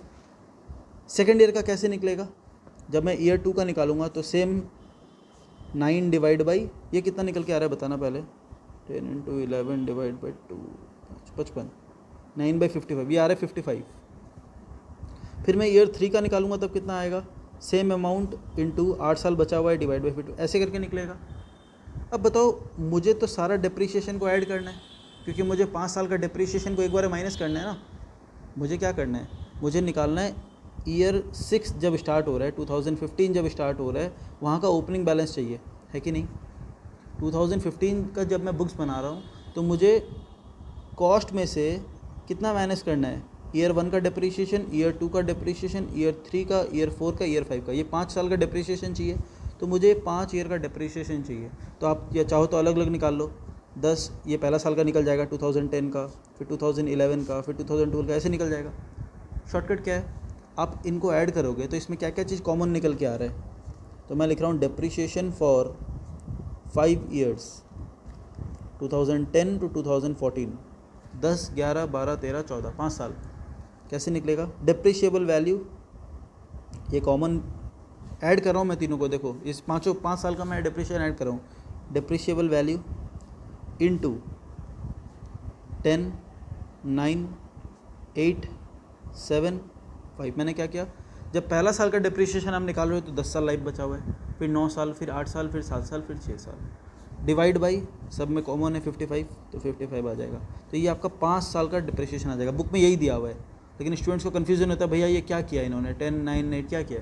इन्होंने क्या किया, 5 अलग अलग चाहो आप निकाल लो। आपको अगर दिक्कत आ रहा है कि भैया कॉमन लेने में मुझे दिक्कत है, अब इसको प्लस करने में अगर आपको दिक्कत है कि भाई this plus this plus this में मैंने कॉमन ले लिया, डिप्रिशिएबल वैल्यू डिवाइड बाई 55 को मैंने कॉमन ले लिया, बाकी सब ऐड होते गया। अगर आपको इसमें दिक्कत है तो आप अलग अलग निकालो, मुझे कोई प्रॉब्लम नहीं है। डिप्रिशिएबल वैल्यू कैसे निकलेगा, 10 लाख का कॉस्ट है, 1,20,000 का स्क्रैप वैल्यू है, इनटू कितना हो गया यहाँ पे 19 और 20 कितना, एक मिनट, 10, 9, 8, 7, अच्छा 10, 9, 8, 7, 6 होता है, सॉरी 6 होता है। 40 डिवाइड बाई 55 इतना यूज़ हो चुका है। तो 8,80,000 में इंटू 40 डिवाइड बाई 55, 6,40,000 का डिप्रिशिएशन हो चुका है ना। ये 5 साल का डिप्रिशिएशन है। देयरफॉर बुक वैल्यू और written down value WDV as on 1/1/2015, जिस दिन आप बुक्स बना रहे हो उस दिन बुक वैल्यू कितना बचेगा, cost minus depreciation of 5 years. अब स्टूडेंट यहाँ पे क्या गलती करते हैं, यहाँ पे भी 8,80,000 लिख देते हैं। ये जो 8,80,000 आया था ना, स्टूडेंट यहाँ पे भी 8,80,000 लिख देते हैं, जो गलत हो जाता है। कॉस्ट से माइनस होगा ना डिप्रिशिएशन, तो जब आप डिप्रिशिएशन निकाल रहे हो तो डिप्रिशिएबल वैल्यू यूज़ होगा। लेकिन जब आप बुक वैल्यू दिखोगे, एसेट में रिकॉर्ड कितना होता है, जब आप मशीनरी अकाउंट बनाना चालू किया होगा आपने 2010 में, तो आपने मशीनरी में 2 बैंक कितना लिखा होगा, 8,80,000 लिखा होगा या 10 लिखा होगा, ऑब्वियसली 10 लिखा होगा। तो यहाँ पे होगा 10 लाख, यहाँ पे मैं लिखा रहा हूँ ब्रैकेट में, यहाँ पे 8,80,000 नहीं होगा, ठीक है। ऐसे कर ला, लिख के काटना है आपको, नहीं तो फिर एग्जाम में ध्यान नहीं रहेगा। पढ़ोगे तो आपको ध्यान रहेगा, हाँ 8,80,000 नहीं लेना है यहाँ पे, लेस 6,40,000 का डिप्रिशिएशन हो चुका है। तो आपका बुक वैल्यू है 3,60,000। तो यहाँ से आपका क्वेश्चन चालू होगा। अब आपको निकालना है 2015 का डिप्रिशिएशन। तो depreciation for 2015 that is 6th year, 6ठा ईयर का डिप्रिशिएशन कितना होगा। वापस से डिप्रिशिएबल वैल्यू, यहाँ पे WDV यूज़ नहीं होता है, ध्यान देना, यहाँ पे WDV यूज़ नहीं हो रहा है। यहाँ पे क्या यूज़ हो रहा है, डिप्रिशिएबल वैल्यू, ये वाला ही 8,80,000 हर बार सेम पे हो रहा है। इसलिए मैं बोला ना, ये SLM जैसा भी है, थोड़ा बहुत WDV जैसा भी है। WDV जैसा क्यों बोला मैंने, क्योंकि देखो हर साल डिप्रिशिएशन कम होगा। पहला साल होगा 10/55, दूसरा बार 9/55, तो हर साल डिप्रिशिएशन कम हो रहा है। यहाँ मैं लिखा दूंगा, इट इज़ लाइक WDV, इसमें दोनों का गुण है, WDV का भी गुण है और SLM का भी गुण है। It is like WDV method, it is like WDV method because every year depreciation is decreasing, depreciation is falling। तो ये क्यों अच्छा होता है मैंने बताया हुआ है, क्योंकि रिपेयर्स भी हर साल होता है। दूसरा क्या है, it is also like SLM method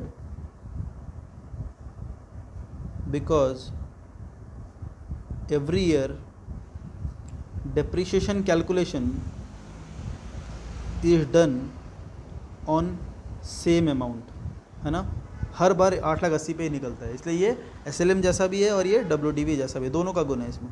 तो 8,80,000 इंटू डिवाइड बाई 55 ही आएगा, सम ऑफ डिजिट तो वही है 10 into n into n+1/2, total life तो 10 ही रहेगा। अब बताओ इसका लाइफ कितना बचा हुआ है, पहले 10 बचा था, फिर 9, फिर 8, फिर 7, फिर 6, अब बचा हुआ है 5 साल। 5वां साल जब आप कर रहे हो तो 5 साल बचा हुआ है ना। 5th ईयर जब आप कर रहे हो तो आपको क्या पता है कि हाँ भाई मेरा एसेट और 5 साल जाने वाला है, तो ये ऐसे निकलेगा 80,000। ठीक है ना, थोड़ा सा कॉम्प्लिकेटेड है मैं मान रहा हूँ, लेकिन उतना डिफ़िकल्ट नहीं है। थोड़ा सा अगर आप दिमाग यूज़ करोगे कि क्या हो रहा है तो आपको समझ में आएगा। पहला साल कितना डिप्रिसिएशन चार्ज हुआ होगा सोचो, 8,80,000 का 10 डिवाइड बाई 55। पहला साल डिप्रिसिएशन था 1,60,000, फिर धीरे धीरे वो कम हुआ, फिर 9/55, फिर 8/55। न्यूमरेटर कम हो रहा है तो डिप्रिसिएशन अपने आप कम होगा। तो पहला साल ज़्यादा डिप्रिसिएशन, फिर कम, फिर कम, फिर 7, फिर 6, फिर 5 पे। डिनोमिनेटर सेम है, जिस पे चार्ज हो रहा है वो भी सेम है। हर साल का डिप्रिसिएशन में क्या सेम है, देखो 8,80,000 कॉमन है, डिवाइड बाई 55 हो रहा है वो भी कॉमन है। बस आप पहला साल में 10 से मल्टीप्लाई कर रहे हो, सेकंड ईयर में 9 से कर रहे हो, फिर 8 से कर रहे हो, फिर 7 से कर रहे हो, इस तरीके से कम हो रहा है। तो ये WDV का गुण है कि डिप्रिसिएशन हर साल कम होता जाएगा। और SLM का क्या गुण है, क्योंकि इसमें ये वैल्यू सेम रह रहा है, राइट। मतलब 1,60,000 पहला साल का डिप्रिसिएशन था, तो उसे मैंने माइनस नहीं किया, फिर से माइनस करके फिर नहीं निकाला, वो सीधा हर बार इसी पे निकल रहा है, इसलिए दोनों का गुण है इसमें, है ना। It is a mixture of WDV and SLM। इस क्वेश्चन थोड़ा सा डिफिकल्ट क्यों हो गया ये, क्योंकि आपको क्वेश्चन दिया हुआ है 2010 का, मशीनरी खरीदा हुआ है 2010 में, लेकिन आपको अकाउंट बनाने बोला है 2015 का, 5 साल बाद का, 6th ईयर का आपको अकाउंट बनाने बोला है। इसलिए जिसका दिमाग यहाँ पे नहीं चलेगा उसके लिए थोड़ा सा दिक्कत है ये क्वेश्चन में। आराम से मैं कराने के बाद फिर से क्वेश्चन वापस से अटेम्प्ट करना बिना देखे, तो जाके मैं मानूंगा कि हाँ आप लोग को क्लियर हुआ है ना। नहीं करोगे तो नुकसान आपका ही अल्टीमेटली। तो WDV कितना निकला था अपना, 6,40,000। यहाँ पे मैंने बोला है आपको क्या गलती करते हैं स्टूडेंट, 8,80,000 से माइनस कर देते हैं। हालांकि यहाँ पे कौन सा वैल्यू चल रहा है, 10 लाख से स्टार्ट हुआ था ना, तो 10 लाख, फिर डिप्रिसिएशन चार्ज हुआ, फिर डिप्रिसिएशन चार्ज हुआ, तो इसलिए 10 लाख से माइनस होकर आएगा। अच्छा, इसमें डिप्रिसिएशन चार्ज होगा बाई डिप्रिसिएशन, वर्किंग नोट 1, 2 जो भी निकला अपना, है ना, नंबरिंग दे देना वहाँ पे। 80,000 का डिप्रिसिएशन निकला, ये कितनी तारीख को निकला है, 31 दिसंबर 15। तो 31 दिसंबर 15 को क्लोजिंग बैलेंस आ जाएगा बाई बैलेंस CD कितना, 5 लाख, नहीं सॉरी मैंने गलती कर दिया क्या, 6,40,000 का तो डिप्रिसिएशन आया था, सॉरी 10 लाख, 3,60,000 आया था अपना वहाँ पे। WDV देख लेना, 3,60,000 आया था, करेक्ट हो आप लोग, करेक्ट बोल रहे हो। ये आएगा 2,80,000, ठीक है, 2,80,000 टोटल कर लेना। और वापस से 1/1/2016 को जब ये जाएगा टू बैलेंस ब्रॉड डाउन, तो ये जाएगा 2,80,000, ठीक है ना। मैंने गलती लिखा था, ये 3,60,000, 6,40,000 तो अपना डिप्रिसिएशन निकला था। 6th ईयर का बना रहे हैं ये वाला, तो मशीनरी में डिप्रिसिएशन आएगा 80,000, और ये सीधा चला जाएगा प्रॉफिट एंड लॉस अकाउंट में 80,000। बस कंप्लीट है। नेक्स्ट क्वेश्चन अपने करेंगे। अच्छा, मेरे बुक में जो क्वेश्चन नंबर 4 है वो तो हट चुका है, आप लोग की बुक का मैं देखता हूँ एक बार, नया बुक का 1 मिनट वेट करूँ। अच्छा, जो मैंने PDF सेंड किया है ना बुक में, उसमें भी क्वेश्चन नंबर 4 और 5 जो है वो एनविटी मेथड के ऊपर और सिंकिंग फंड के ऊपर है, जो कि सिलेबस में नहीं है। क्वेश्चन नंबर 4, 5 मेरे ख्याल से आपके नए बुक में तो नहीं होना चाहिए, हालांकि 4, 5 जो आपके PDF में मैंने जो आज भेजा है उसमें है 4 और 5। 4 में देखो लीज अकाउंट, है ना, वो एनविटी मेथड का क्वेश्चन है, और क्वेश्चन नंबर 5 जो है वो सिंकिंग फंड मेथड है, जो मैं स्टार्टिंग में एक बार बता रहा था, सिंकिंग फंड। तो ये दोनों सिलेबस में नहीं है, हालांकि मैं कंफर्म कर लूँगा। क्वेश्चन नंबर 6 भी सिलेबस में नहीं है, तो 4, 5, 6 तीनों ही सिलेबस में नहीं है। मैंने जो PDF भेजा उसमें, है ना, अगर आपके पास नया बुक है तो ठीक है, मैं एक बार कंफर्म भी कर लूँगा। ये जहाँ तक है मेरे को जहाँ तक ICI का नोटिफिकेशन है मेरे पास कि वो सिलेबस में नहीं है, ठीक है। तो क्वेश्चन नंबर 7 PDF के हिसाब से मैं करवा रहा हूँ, क्वेश्चन नंबर 7, और इस बुक में भी वैसा ही है, ठीक है।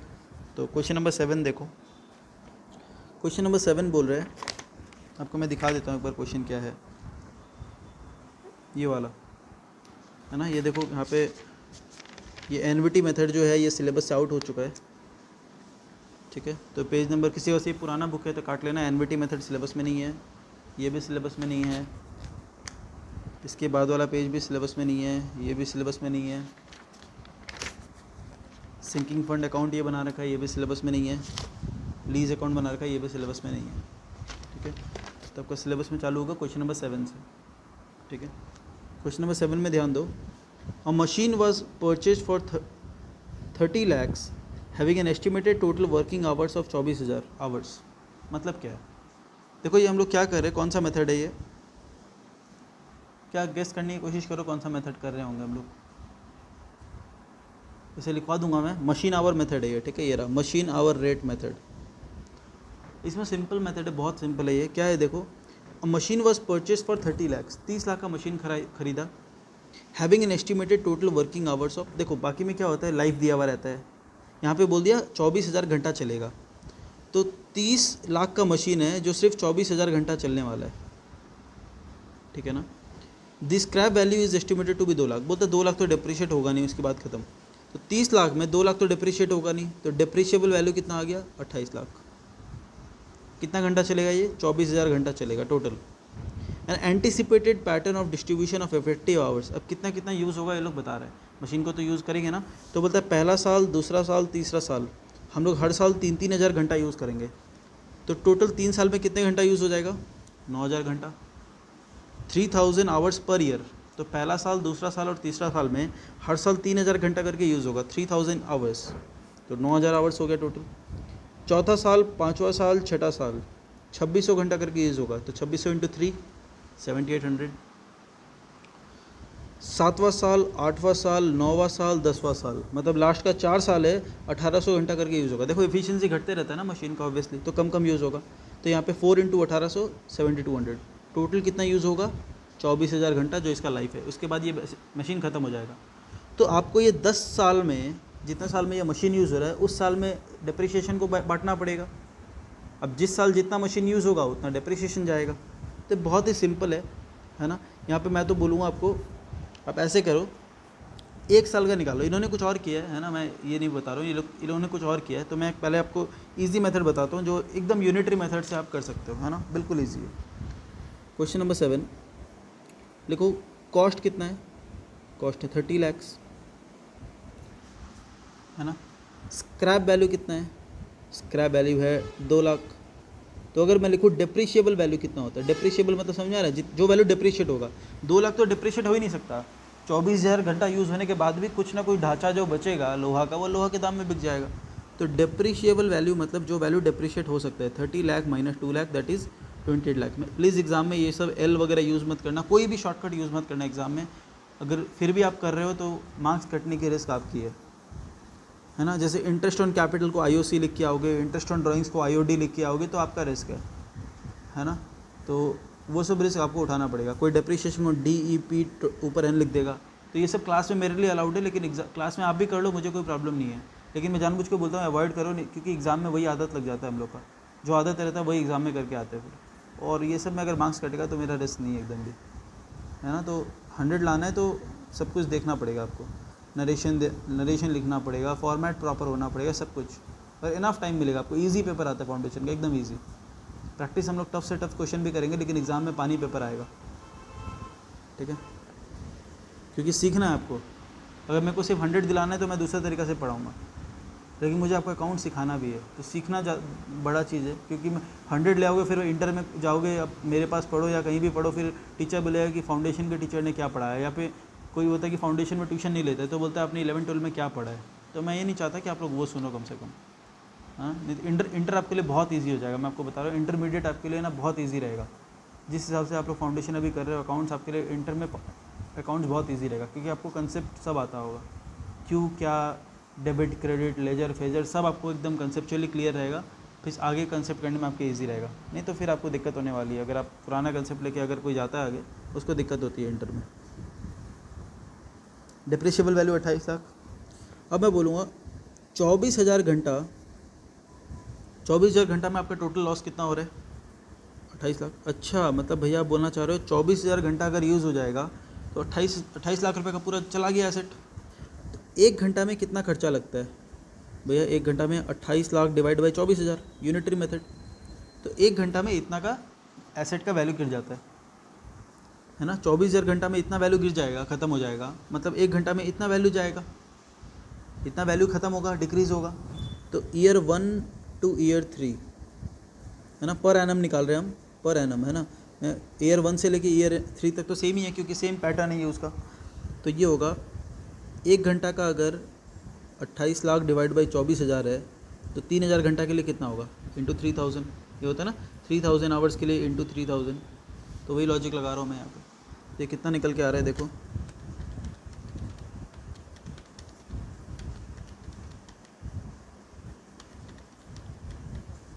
3,50,000। तो पहला 3 साल हर साल डिप्रिशिएशन होगा, पर एनम है ये, ठीक है ना, पर एनम। ये मत सोचना 3 साल का लिखा है मैंने, इसलिए यहाँ लिख दिया पर एनम, क्योंकि बुक ने जिस हिसाब से लिखा है ना, आपको कन्फ्यूजन हो सकता है, लेकिन बुक ने एक बहुत अच्छा चीज़ कर दिया। ईयर 1 टू ईयर 3 स्टूडेंट को देख के क्या लगेगा, अच्छा भैया 3 साल का डिप्रिशिएशन इतना है, नहीं, यहाँ पे बुक ने लिखा है एनुअल डिप्रिशिएशन, ठीक है ना। इन्होंने भी यही किया, देखो 28 lakh divide by 24 lakh, sorry divide by 24,000 into 3,000 into 2600 into 1800। यही चीज़ मैं कर रहा हूँ, बस मैं दिखा रहा हूँ कि यही चीज़ यूनिटरी मेथड है। इन्होंने फॉर्मूला ऐसे लिख दिया, मैं आपको यूनिटरी मेथड सिखा रहा हूँ। सम ऑफ डिजिट्स में भी यही होता है, सम ऑफ डिजिट में भी यही होता है। जो 8,80,000 है वो डिवाइड बाई 55, अब इंटू 10 इंटू 9 इंटू 8 वैसे करते रहो, है ना, चीज़ एक ही है, ठीक है। तो ईयर 1 टू ईयर 3 इतना होगा, year 4 two year 6 28 lakh divide by 24,000 into कितना था उनका 2600 घंटा, तो ये निकल जाएगा। ये तो आप पर आवर निकाल लो पहले, नहीं तो यहाँ पे एक अपने ये भी कर सकते हैं, पर आवर निकाल लो, उसको फिर मल्टीप्लाई करते रहना, है ना, वो ज़्यादा इजी रहेगा मेरे ख्याल से। 28 लाख डिवाइड बाई 24,000 हम लोग करेंगे तो पर आवर कितना नुकसान है वो निकल जाएगा, 116.67 ये निकल गया। इसको मल्टीप्लाई कर दो 3,000 से, इसको मल्टीप्लाई कर दो 2600 से, तो भी आपका आंसर निकल जाएगा 3,03,333 रुपया। एंड ईयर 7 टू ईयर 10 ये पर एनम है, ठीक है ना, पर एनम। ये भी 116.67 इंटू 1800। आप चाहो तो ये भी वापस लिख सकते हो, 28 लाख बाई 24,000 इंटू। प्रेजेंटेशन का फ़र्क है, आप जैसे भी दिखाओ आपकी मर्जी है। 2,10,000 के करीब आएगा ये, है ना। ये अगर क्योंकि ये ऐसा क्यों आ रहा है, 116.666666 ऐसे रहता है इंटू 1800, देखो कितना आ रहा है 2,10,000, है ना, 0.01 ऐड कर रहा हूँ तो 2,10,000 आ गया, ठीक है। तो इसलिए यही फिगर ले लेना, कोई दिक्कत नहीं है कि राउंड ऑफ करने से फिर आंसर भी राउंड ऑफ में आता है। तो हर बार यही कर सकते हैं अपने, 28 lakh by 24,000 into 3,000, 28 lakh by 24,000 into 2600, 28 lakh by 24,000 into 1800। तो पर एनम डिप्रिशिएशन आ गया। ईयर 1 से ईयर 3 तक सेम है, ईयर 4 से ईयर 6 तक सेम है, और ईयर 7 से ईयर 10 तक 4 साल। तो 3 साल 4 साल 10 साल का डिप्रिशिएशन निकल गया। तो इसे आप हेडिंग आपको देना था, सॉरी यहाँ पे लिख लो, method 4 machine hour method, machine hour method. Next लिखो मेथड 5। जहाँ तक इजी है वहीं तक कराऊंगा, टेंशन मत लो। थोड़ा सा डिफिकल्ट पार्ट चालू हो जाएगा जहाँ पे आपको ज़्यादा दिमाग लगाना पड़ेगा, मैं वहाँ पे रोक दूंगा, टेंशन मत लेना। मेथड 5 है production units method, production units method, ठीक है। ये भी बिल्कुल मशीन आवर मेथड जैसा ही है। अभी जो मैं 3 मेथड कराऊंगा ना आप लोग को, प्रोडक्शन मेथड, मशीन आवर, फिर डिप्लीशन और एक और मेथड, तो ये तीनों मेथड जो है ना एकदम सिमिलर है, एकदम सिमिलर। इसमें क्या होगा, अच्छा बुक में भी ये वर्ड मिल गया, चलो बहुत अच्छी बात है। एक और अच्छा चीज़ हो गया, ये डिप्रिशिएबल अमाउंट वाला वर्ड बुक में मिल गया, है ना, जनरली कहीं देखा नहीं मिलता है, लेकिन यहाँ पे मिल गया डिप्रिशिएबल अमाउंट। अब तो कंफर्म हो गया कि एग्जामिनर मार्क्स नहीं काटेगा, है ना, बुक में दिख जाता है तो आप लोग को संतुष्टि हो जाता है कि हाँ भैया अब लिख सकते हैं हम लोग। तो चलो मिल गया डिप्रिशिएबल अमाउंट, ठीक है, क्योंकि बाकी किसी मेथड में ये वर्ड लिखा हुआ नहीं है ना। अच्छा, इसमें डिप्रिशिएशन कैसे निकलेगा, depreciation equals to depreciable amount. यहाँ भी मैं यूनिटरी मेथड लगाऊंगा क्योंकि ये यहाँ भी मैं फॉर्मूला बताऊंगा, कोई काम का नहीं आने वाला, फॉर्मूला रटने का ज़रूरत ही नहीं है ना। यहाँ पे होगा into production divide by estimated total production. आप बोले भैया रटना होगा क्या, बिल्कुल भी नहीं रटना, रटना ही नहीं है इसे। मैं ये मेथड फॉर्मूला लिखाऊंगा ही नहीं, ये फॉर्मूला लिख के मैं कराऊंगा ही नहीं, सम नॉर्मल कराऊंगा, देख लो एकदम क्वेश्चन नंबर 7 जैसा ही करेंगे, देख लेना। बोलता है machine is purchase for 20 lakhs, अच्छी बात है। It's estimated useful life is 10 years, चलो हो सकता है, with a residual value of 2 lakh. अच्छा, मतलब क्वेश्चन नंबर 8 हम लोग कर रहे हैं, उसमें बोल रहा है मशीन का कॉस्ट है 20 लाख रुपया, बोलता है इसका लाइफ है 10 साल का, ठीक है, होगा। रेसिडुअल वैल्यू दिया हुआ है 2 लाख का।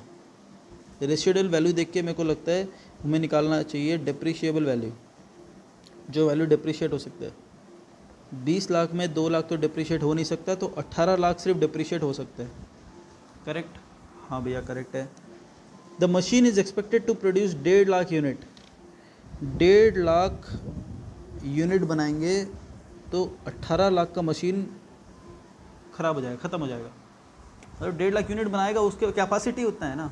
1.5 लाख यूनिट आप बनाओगे तो 18 लाख की मशीन डब्बा बन जाएगा, वो सिर्फ 2 लाख में बिकेगा उसके बाद। तो 1.5 लाख यूनिट बनाने से आप 18 लाख कंज्यूम कर लोगे, तो एक यूनिट बनाने पे कितना लगता है देख लो। अच्छा भैया यहाँ भी आपने वो यूनिट लगा दिया, हाँ, तो एक यूनिट बनाने पे कितना एसेट का वैल्यू गिरेगा, 18 लाख डिवाइड बाई, अगर पॉइंट में नहीं है तो मैं ऐसे ही कर लूँगा, 12 है ना, 12 ये निकल गया, एक यूनिट में इतना वैल्यू गिरेगा एसेट का। अब आ जाओ ईयर 1 2 3 है ना, पर एनम कितना होगा, बोलता है हर साल 20,000 यूनिट बनेगा, तो 20,000 इंटू 12, 2,40,000 का डिप्रिशिएशन होगा पर एनम। ईयर 4 2 7 4 5 6 7 4 साल है यहाँ पे, पर एनम 20 नहीं कितना है 15,000, 15,000 यूनिट्स इंटू 12, ये कितना हो जाएगा 1,80,000 पर एनम। ईयर 8 9 10 10,000 प्रोडक्शन होगा, एक यूनिट पे वैल्यू गिरता है 12, तो 1,20,000 रुपये पर एनम। अब टोटल करके देख लेना, 3 साल इतना डिप्रिशिएशन है, 4 साल इतना डिप्रिशिएशन है, 3 साल इतना है, क्रॉस चेक के लिए बोल रहा हूँ सिर्फ मैं, ये टोटल निकल के आएगा 18 लाख। 18 लाख में वैल्यू ज़ीरो, ख़त्म हो जाएगी। और आपको प्रेजेंटेशन अच्छा नहीं लग रहा है मेरा, तो ये कर लेना, है ना, एग्जामिनर खुश होगा, शाबाशी देगा कि मेरा बुक में जैसे है वैसे किया, है ना, कि 18 लाख डिप्रिशिएबल वैल्यू है, ठीक है ना, तो 20,000 divide by 1.5 lakh into 18 lakh, फिर 15,000 divide by 1.5 lakh into 18 lakh, फिर 10,000 divide by 1.5 lakh into 18 lakh. Answer एक ही आना है ना, आंसर यही आने वाला है, लेकिन यूनिटरी मेथड में आप करोगे तो आपको ज़्यादा समझ में आएगा। हाँ ठीक है, समझने के लिए आप ऐसे कर लो, बाकी आपको पुट तो करना समझ ही गए आपने कैसे करना है ना। आप यहाँ पे भी ऐसे कर सकते हो, पहला साल में आप ऐसे कर सकते हो 20,000 इंटू 18 लाख बाई 1.5 लाख, ये ज़्यादा अच्छा प्रेजेंटेशन रहेगा मेरे ख्याल से। 12 नहीं करके आप अगर ये करोगे तो ये भी अच्छा रहेगा, एग्जामिनर को भी समझ में आना चाहिए, ठीक है। नहीं तो कोई ऐसा अनपढ़ एग्जामिनर आ गया कि एग्जामिनर जरूरी नहीं है कि कोई टीचर होगा, ऑब्वियसली टीचर लोग हो ही नहीं सकते। ICAI का नियम है कि कोई टीचर एग्जामिनर पेपर चेकर नहीं बन सकता। तो जो पेपर चेक करते हैं वो तो या तो CA प्रैक्टिस में होते हैं, या कोई CA में होता है, कोई CS होता है, कोई MBA होता है, कोई कॉलेज का प्रोफेसर होता है, उन्हें थोड़ी पता है अल्टरनेटिव मेथड। उनको तो दिखेगा जो सॉल्यूशन पेपर में है वही नहीं है तो काट देगा। तो इसलिए ट्राई करना, मैं ज़्यादातर बोलूँगा कि ट्राई करना बुक का सॉल्यूशन करने का। हालांकि आप ऐसे करोगे तो कोई काट नहीं सकता आपका मार्क्स, है ना। 18 लाख डिवाइड बाई 1.5 लाख, आपको समझ में आया क्या हो रहा है। 1.5 लाख यूनिट में 18 लाख वैल्यू कंज्यूम होगा, तो एक यूनिट में कितना होगा 18 लाख बाई 1.5 लाख। अब निकाल लो 20,000 इंटू दिस, तो उतना तो उसको भी बुद्धि है कि 20,000 के नीचे 1.5 लाख लिखूँ या इसके नीचे 1.5 लाख लिखूँ, बात एक ही है ना। उतना पढ़ा लिखा थोड़ा बहुत होता है एग्जामिनर जो भी चेक करता है, ठीक है, तो उतना आप कर सकते हो, ये आपके लिए ईजी है। तो ये थोड़ा बहुत उसको हो सकता है समझ में ना आए कि बच्चे ने क्या किया है, आंसर मैच हो जाए तो क्या पता दे भी दे मार्क्स, तो थोड़ा डाइसी वाला चीज़ है। ये तो एकदम ईजी है, आप लोग आराम से कर, ये भी यूनिटरी मेथड ही हो गया ना। 18 लाख वैल्यू, 1.5 लाख, 20,000 के लिए कितना, तो इंटू 20,000 जो मैंने यहाँ पे करवाया आपको, ये वाला चीज़, ये तो आप कर ही लोगे। तो यूनिटरी मेथड में हो रहा है। तो देखो machine hour method, production unit method same है ना। प्रोडक्शन यूनिट मेथड हमने कहाँ देखा था, मैंने आपको ये दिखाया था, ये रहा। आजकल अकाउंटिंग स्टैंडर्ड 3 मेथड अलाउ करता है, straight line method, diminishing balance method और यूनिट ऑफ प्रोडक्शन मेथड। तो हमने यूनिट ऑफ प्रोडक्शन मेथड देखा, कितना ईजी है बताओ, है ना। तो मशीन आवर मेथड भी हमने कर लिया। एक छोटा सा मेथड और है, वो भी एकदम ईजी है, डिप्लीशन मेथड, है ना। जो मैं बोला था ना, कोयला एक्सट्रैक्ट होता है, नेचुरल रिसोर्सेज एक्सट्रैक्ट होता है, वो वाला मेथड करेंगे। उसके बाद टॉपिक थोड़ा अलग है, तो मैं पहले ये कंप्लीट करा देता हूँ, डिप्लीशन मेथड, ठीक है। तो हेडिंग दो मेथड 6, डिप्लीशन मेथड।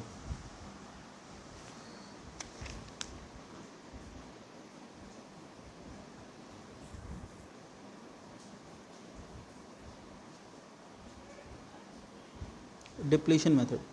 देखो डिप्लीशन मेथड से समझ में आ रहा है कि डिप्लीट, हम लोगों ने पढ़ा है ना, नेचुरल रिसोर्स डिप्लीट होता है। ये किसके केस में होगा? माइंस के केस में, क्वायरीज के केस में, ठीक है, नेचुरल गैस के केस में, ऑयल्स के केस में, है ना, ऑयल रिग्स जिसे बोलते हैं हम लोग। तो ये सब के केस में ये मेथड यूज़ होता है, डिप्लीशन मेथड। अब देखो मैं समझाता हूँ पहले इसमें क्या है। सोचो एक आपने कोयला का कोई खान होता है ना, जैसे कोयला का कोई एक अपने को मिल जाता है, गुफा टाइप का, या कुछ भी बोलो, एक आपको पता चला कि यहाँ पे ऑयल एक्सट्रैक्ट होगा या कोयला एक्सट्रैक्ट होगा, है ना, माइंस एक्सट्रैक्ट होगा यहाँ पे। तो क्या करते हैं, उसे लीज पे ले लेते हैं या खरीद लेते हैं, है ना, उस एरिया को, मतलब एक बार के लिए लीज पे लेते हैं, खरीद तो क्या लेते हैं, एक बार के लिए लीज पे लेते हैं, तो उसके कॉस्ट लगता है। तो वो कॉस्ट आपके लिए हो गया एसेट का कॉस्ट। अब जैसे आपने वो एक जगह लीज पे लिया तो आपके लिए तो एसेट है ना वो, क्योंकि आप वहाँ से कोयला निकालोगे या फिर ऑयल निकालोगे, तो आपके लिए कॉस्ट हो गया एक एसेट, एक एसेट का आपका कॉस्ट लगा। अब क्या होगा, आप धीरे धीरे यहाँ से नेचुरल रिसोर्सेज एक्सट्रैक्ट करते जाओगे। जैसे कोयला है, एक लिमिटेड है ना, अब थोड़ी वहाँ पे अंदर कोई प्रोडक्शन हो रहा है कोयला का। जैसे ये एक एरिया है जहाँ पे तेल निकलेगा या कोयला निकलेगा, सोचो कोल निकलेगा, तो आप क्या करोगे, धीरे धीरे ऐसे डिग करते जाओगे, आपका ये कोयला निकालते जाओगे। तो जैसे आप पूरा कोयला निकालोगे, इसका वैल्यू क्या बन जाएगा, ज़ीरो। एकदम एसेट जैसा है कि नहीं बताओ? जैसे जैसे आप यूज़ करते जाते हो एसेट का वैल्यू ज़ीरो हो जाता है। वैसे ही जैसे जैसे आप कोयला एक्सट्रैक्ट करते जाओगे, ये नेचुरल रिसोर्स जो है वो डिप्लीट होते जाएगा, नेचुरल रिसोर्स वो ख़त्म होते जाएगा, ठीक है ना। तो बोलते हैं एक कैपेसिटी आपको दे दिया जाएगा कि ये एक आपने ख़रीदा है या लीज़ पे लिया है ना, वहाँ से आपने, या आपने लीज़ पे लिया है, वहाँ से एक एस्टीमेट आपको दे देगा कि कितना वहाँ से टन निकलेगा, कितना टन माल निकलेगा, कितना प्रोडक्शन होगा। सोच लो जैसे प्रोडक्शन मेथड पे कर देना, बिल्कुल वैसे निकलेगा, मैं बता रहा हूँ। वहाँ पे कितना प्रोडक्शन बोल लो, या फिर वहाँ पे कितना एक्सट्रैक्ट होगा कोल या फिर ऑयल, वो आपको बता दिया जाएगा। पहला साल में आपने इतना निकाला तो इतना वैल्यू घट गया, दूसरा साल में आपने इतना निकाला तो इतना वैल्यू घट गया। तो ऐसे करके आपको डिप्रिसिएशन निकालना है। ईजी है ना। क्वेश्चन देखो, अब देखो अभी जो हमने क्वेश्चन किया ना, चाहे वो मशीन आवर मेथड किया हो या चाहे वो प्रोडक्शन मेथड किया हो, ये क्वेश्चन में आपको अकाउंट बनाने दे सकता है। मैंने आपको सिर्फ क्या निकालना सिखाया, डिप्रिसिएशन निकालना सिखाया। आप बोलोगे भैया एग्ज़ाम में ना क्वेश्चन आ गया कि prepare machinery account, prepare depreciation account, और अभी उन्होंने बोल दिया यूजिंग मशीन आवर मेथड। आपने तो भैया हमें सिखाया ही नहीं। मैंने आपको क्या सिखा दिया, डिप्रिसिएशन कैसे निकालते हैं। अकाउंट बनाना आता है कि नहीं आता है आपको? मशीन अकाउंट आता है ना। तो ये तो बहुत सिली लॉजिक रहता है कि भैया आपने मशीन अकाउंट बनाना नहीं सिखाया। मशीन अकाउंट तो वही आपको लेजर बनाना है, to bank by depreciation, to balance CD by depreciation, to balance CD by depreciation. अब वो डिप्रिसिएशन मैंने आपको निकालना सिखा दिया, मशीन का कॉस्ट आपको पता है, अब ये अकाउंट अलग से सिखाऊंगे आपको? एक ही चीज़ तो है ना, वही चीज़ आपको करना है, बस आपको डिप्रिसिएशन कैसे निकालना वही तो सीखना होता है। अलग अलग WDV में, SLM में आपको डिप्रिसिएशन कैसे निकालना वही तो सीखना है। मशीन अकाउंट तो सब में वैसा ही बनेगा। तो यहाँ पे भी क्वेश्चन में बस रिक्वायरमेंट क्या चेंज कर दिया इन्होंने, क्वेश्चन में इन्होंने बोल दिया prepare query lease account. Query lease account और कुछ नहीं है, मान लो कि ये एक एसेट अकाउंट है, वो एसेट अपने क्वेरी पे लिया, वो एसेट अकाउंट है, और डिप्रिसिएशन अकाउंट बनाना है, कुछ भी नहीं करना है ना। क्वेश्चन पढ़ के दिखाता हूँ आपको, मैं दिखाऊंगा एकदम सेम है ना। Mister Surya took lease of a query on 1/1/2013। बोलते हैं क्वेरी मतलब एक जो कोयला का खान है, सोच लो कुछ भी। क्वेश्चन नंबर 9 देखते हैं। 1/1/2013 को आपने उसको लीज पे ले लिया 1 करोड़ रुपए के लिए। 1 करोड़ रुपए दिया आपने और उसको लीज पे ले लिया एज पर टेक्निकल एस्टीमेट। अब देखो अंदर कितना तेल निकलेगा या कितना कोयला निकलेगा वो तो टेक्निकल्स लोग बताते हैं, सीए तो नहीं बता सकता है कि भैया मैंने ना पढ़ा है इसमें ना कोयला इतना निकल सकता है। तो वो ऑब्वियसली हमारी चीज़ की बात, हमारे कंट्रोल की बात नहीं है ना, हमारा पढ़ाई में आता है वो कहीं। तो जो एक्सपर्ट है वही बताएगा कि यहाँ से कितना कोयला निकलेगा, यहाँ पे कितना ऑयल एक्सट्रैक्ट होगा। As per technical estimate the total quantity of mineral deposit. बोलता है यहाँ पे मिनरल्स निकलेगा कितना, 2 लाख टन। बताओ आप खुद ही समझ गए होगे इसमें क्या होने वाला है। भैया 2 लाख टन निकलता है तो उसका अपना 1 करोड़ रुपए खर्चा है। तो 1 टन पे कितना खर्चा है, 1 टन पे अपना खर्चा है 1 करोड़ डिवाइड बाई 2 लाख। अब क्वेश्चन में देगा 2000 टन तो इंटू 2000 कर दो, क्वेश्चन में देगा 10,000 टन तो इंटू 10,000 कर दो, है ना। जितना एक्सट्रैक्ट कर लिया उतना डेप्रिशिएट करते जाओ, वैल्यू खत्म हो जाएगा। क्योंकि इससे ज़्यादा तो वैल्यू खत्म हो ही नहीं सकता ना। आपने 1 करोड़ में वो ये खरीद लिया, अब जितना जितना आपने सामान निकाल लिया उसे हटाते जाओ, क्योंकि आपको पता है 1 करोड़ का आपने खरीदा है, उसमें 2 लाख टन ही निकल सकता है। तो आपको पता है कि 1 टन का खर्चा कितना है, 1 टन की वजह से आपका कितना वैल्यू कम होता जाएगा। तो तो जितना जितना टन निकाल रहा है उतना वैल्यू डेप्रिशिएट करते जाओ, बस इतना ही तो कहानी है। बताओ ये जो हमने मशीन आवर मेथड किया, प्रोडक्शन मेथड किया और डिप्लीशन, तीनों में कुछ भी फ़र्क है? कुछ नहीं है, नाम का फ़र्क है बस। ये आवर्स बेसिस पे है, ये प्रोडक्शन बेसिस पे है, ये डिप्लीशन बेसिस पे है, और ये तीनों मेथड 101% सेम है, कुछ भी डिफरेंट नहीं है इसमें, 1% का भी डिफरेंस नहीं है, ठीक है ना भैया। 101 हो गया ना, तो 1% का डिफरेंस हो गया, अच्छा ठीक है ना, 100% सेम है, ठीक है। देखो क्या बोल रहा है इसमें, depreciation was charge on the basis of depletion method, ठीक है भाई। Extraction pattern is given below. अब देखो अभी तक सारा एक्सट्रैक्ट नहीं हुआ है, तो आपका मशीन का वैल्यू अभी भी बचा हुआ रहेगा, मतलब ये क्वेरी आपने जो लीज पे लिया है उसका वैल्यू बचेगा, क्योंकि जब तक आप 2 लाख टन नहीं निकालोगे तब तक तो वैल्यू बचा रहेगा ना, तो बैलेंस शीट ही आ जाएगा, क्या दिक्कत है। अभी तक हमने जो 2 क्वेश्चन किया उसमें पूरा 10 साल का दिया हुआ था, यहाँ पे 10, यहाँ पे जब तक निकलेगा तब तक का नहीं दिया हुआ है, आपको सिर्फ 2000 टन, 10,000 टन, 15,000 टन ये दिया हुआ है, तो ठीक है, क्या दिक्कत है। पहला साल का डिप्लीशन कितना होगा भैया, 1 करोड़ डिप्लीट होता है 2 लाख निकालने से, 2 लाख टन निकालने से। पहला साल 2013 में 2000 टन निकाला तो इतना डिप्रिसिएशन होगा। 2014 में 1 crore divide by 2 lakh into 10,000 ton निकाल लिया तो इतना डिप्रिसिएशन हो जाएगा। ईयर 3 में 1 करोड़ में से 2 लाख इंटू 15,000। कोई कोई क्या करते हैं, इसे WDV मेथड फॉलो कर लेते हैं, यहाँ पे उधर WDV लगा देते हैं भैया, क्योंकि अकाउंट बना रहे हैं इसलिए WDV होना चाहिए। WDV क्यों लगेगा भाई, यहाँ पे WDV लगने का सवाल ही नहीं है। देखो यहाँ पे क्या कितना निकल रहा है अपना बताना, 1 टन का खर्चा कितना है यहाँ पे, 1 crore divide by 2 lakh, 1 ton में खर्चा है 50, तो 50 इंटू 2000, तो पहला साल का डिप्रिसिएशन होगा 1 लाख। देखो अकाउंट कैसे बन रहा है। स्टूडेंट लोग गलती क्या करते हैं, जब अकाउंट बनाने का बारी आता है ना, स्टूडेंट लोग कन्फ्यूज़ हो जाते हैं। क्या करते हैं, टू बैंक 1 करोड़ में खरीदा, सही बात है, डिप्रिसिएशन पहला साल का निकाल लिया ऐसे, 1 crore divide by 2 lakh into 2000, कितना निकाल लिया, 1 लाख, बचा कितना, 99 लाख। अब बोलते हैं भैया अब हम लोग जब कैलकुलेट करेंगे ना ये 99 लाख पे होगा, क्यों भाई, कैसे मेथड आपका चेंज हो गया। जैसे आपको अकाउंट बनाने बोला आप कन्फ्यूज़ हो गए, आप अपने मेथड से चेंज क्यों हो रहे हो। आपका कॉस्ट पर टन तो आपने निकाल लिया था ना, कॉस्ट पर टन कितना निकल गया, ये रहा कॉस्ट पर टन कितना निकल गया, 1 करोड़ बाई 2 लाख, तो ये तो कांस्टेंट रहेगा ना, इसे क्यों चेंज कर रहे हो आप। स्टूडेंट क्या करते हैं, इससे जो बचा हुआ वैल्यू 99 इस पर कर देते हैं, तो गलती यहाँ पे हो जाता है। देखो क्वेरी लीज अकाउंट है, हालांकि ये एसेट अकाउंट जैसे बन रहा है एकदम। टू बैंक 1 करोड़, डिप्रिशिएट कितना हो गया, जितना एक्सट्रैक्ट हो गया उतना डिप्रिशिएट हो गया, बचा 99 लाख।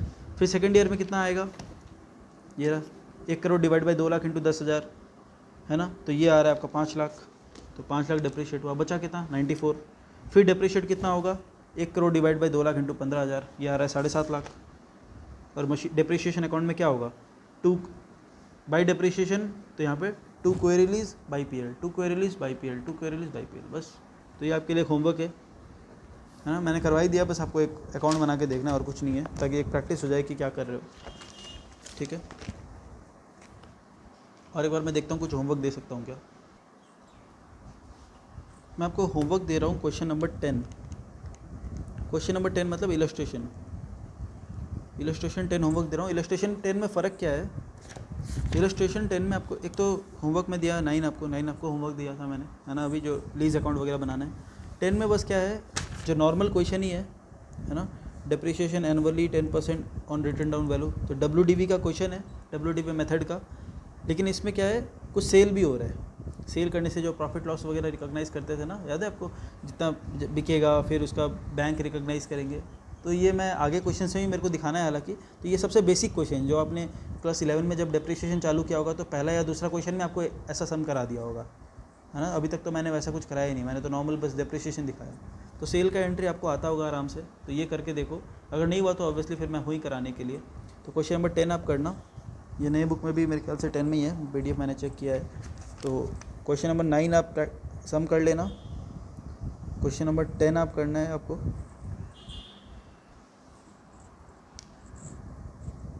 ठीक है, और इसके बाद एक क्वेश्चन नंबर 14 है, ठीक है ना, पुराने बुक में भी और मैंने जो PDF भेजा उसमें भी है, पता नहीं ये PDF पुराना कैसे आ रहा है या फिर नए बुक में इन्होंने चेंज नहीं किया, ये भी सिलेबस से हट चुका है। ये लास्ट पेज जो है ना, provision for repairs and renewal, ये भी सिलेबस से हट चुका है। अगर आपके नए बुक में भी है ये क्वेश्चन नंबर 14 ये रिपेयर्स वाला, तो ये भी सिलेबस से हट चुका है, ठीक है ना। इसे हटाने का ऐसे कोई लॉजिक नहीं था, लेकिन ठीक है हटा दिया है, अपने को क्या है बताओ। इसके बाद आप होमवर्क ले सकते हो, मैं बताता हूँ प्रैक्टिकल से, मैं बताता हूँ अगर होमवर्क कुछ हो सकता है तो। ठीक है, इतना तक ही रखते हैं। और आप चाहो तो क्लास 11 वाले बुक से डिप्रिशिएशन प्रैक्टिस कर सकते हो, क्योंकि यहाँ पे कोई क्वेश्चन कोई खास है नहीं। हालांकि डिप्रिशिएशन में सिर्फ प्रैक्टिकल क्वेश्चन जो है ना, 2-3 क्वेश्चन जो भी है, मेरे बुक में 4 है शायद, नया जो स्टडी मटेरियल है आप उसमें 3 है। तो पहले एक क्वेश्चन शायद इसमें रिमूव कर दिया गया है मेरे ख्याल से, या तो एलजी ट्रांसपोर्ट रिमूव किया है या फिर प्रोवा फार्मास्यूटिकल्स रिमूव किया है, तो वो हम देख लेंगे। 1-2 सेम है, 3 और 4 में से एक क्वेश्चन रिमूव कर दिया गया, क्योंकि इसका सॉल्यूशन गलत था, मैंने सही करके भेजा था तो उन्होंने क्वेश्चन ही हटा दिया। बता कैसे हमें गलत बता दिया, तो उन्होंने पूरा क्वेश्चन ही हटा दिया था, है ना। इसमें इनका यहाँ पे कोई सोल्यूशन, ये देखो यहाँ पे कोई सोल्यूशन गलती था, ये रहा 800 रुपये, ये 00 होगा या ऐसा कुछ था, इसमें कुछ था या कहीं पे एक जगह था, मेरे को ध्यान नहीं आ रहा है एग्जैक्टली। मैंने भेजा था तो वो पूरा उन्होंने क्वेश्चन ही हटा दिया। तो ठीक है, कोई दिक्कत नहीं है ना, क्वेश्चन हटाओ या जो भी करो। तो होमवर्क एक काम करना, 9 कर लेना, 10 करना, और बाकी अगर एक्स्ट्रा प्रैक्टिस आपको करना है नॉर्मल क्वेश्चन का तो वो कर लेना। और नेक्स्ट क्लास में मैं प्रैक्टिकल क्वेश्चन कराऊंगा। प्रैक्टिकल क्वेश्चन में एक क्वेश्चन नंबर 1 बहुत अच्छा क्वेश्चन है, और अपना यहाँ पे थोड़ा सा कुछ बचा हुआ है कि change in method of depreciation method change होता है तो क्या होता है, और अगर आपका एस्टिमेटेड यूज़फुल लाइफ चेंज होता है तो क्या होता है। तो नेक्स्ट क्लास में अपना ये चैप्टर ही कंप्लीट हो जाएगा, है ना। छोटा सा चैप्टर है डिप्रिशिएशन में, बताओ क्या है ना। तो अपने को मेन जो 6 मेथड हमने कर लिया है, मेथड और कोई नया नहीं सिखाना है मेरे को, बस यूज़फुल लाइफ चेंज होगा तो क्या होगा, मेथड चेंज होगा तो क्या होगा, और एक खाली है डिप्लीशन अकाउंट बनता है ना अलग से, तो वो मैं करवाऊँगा। ठीक है, तो यहाँ तक कंप्लीट कर लेना प्लीज़। चलो, थैंक यू सो मच।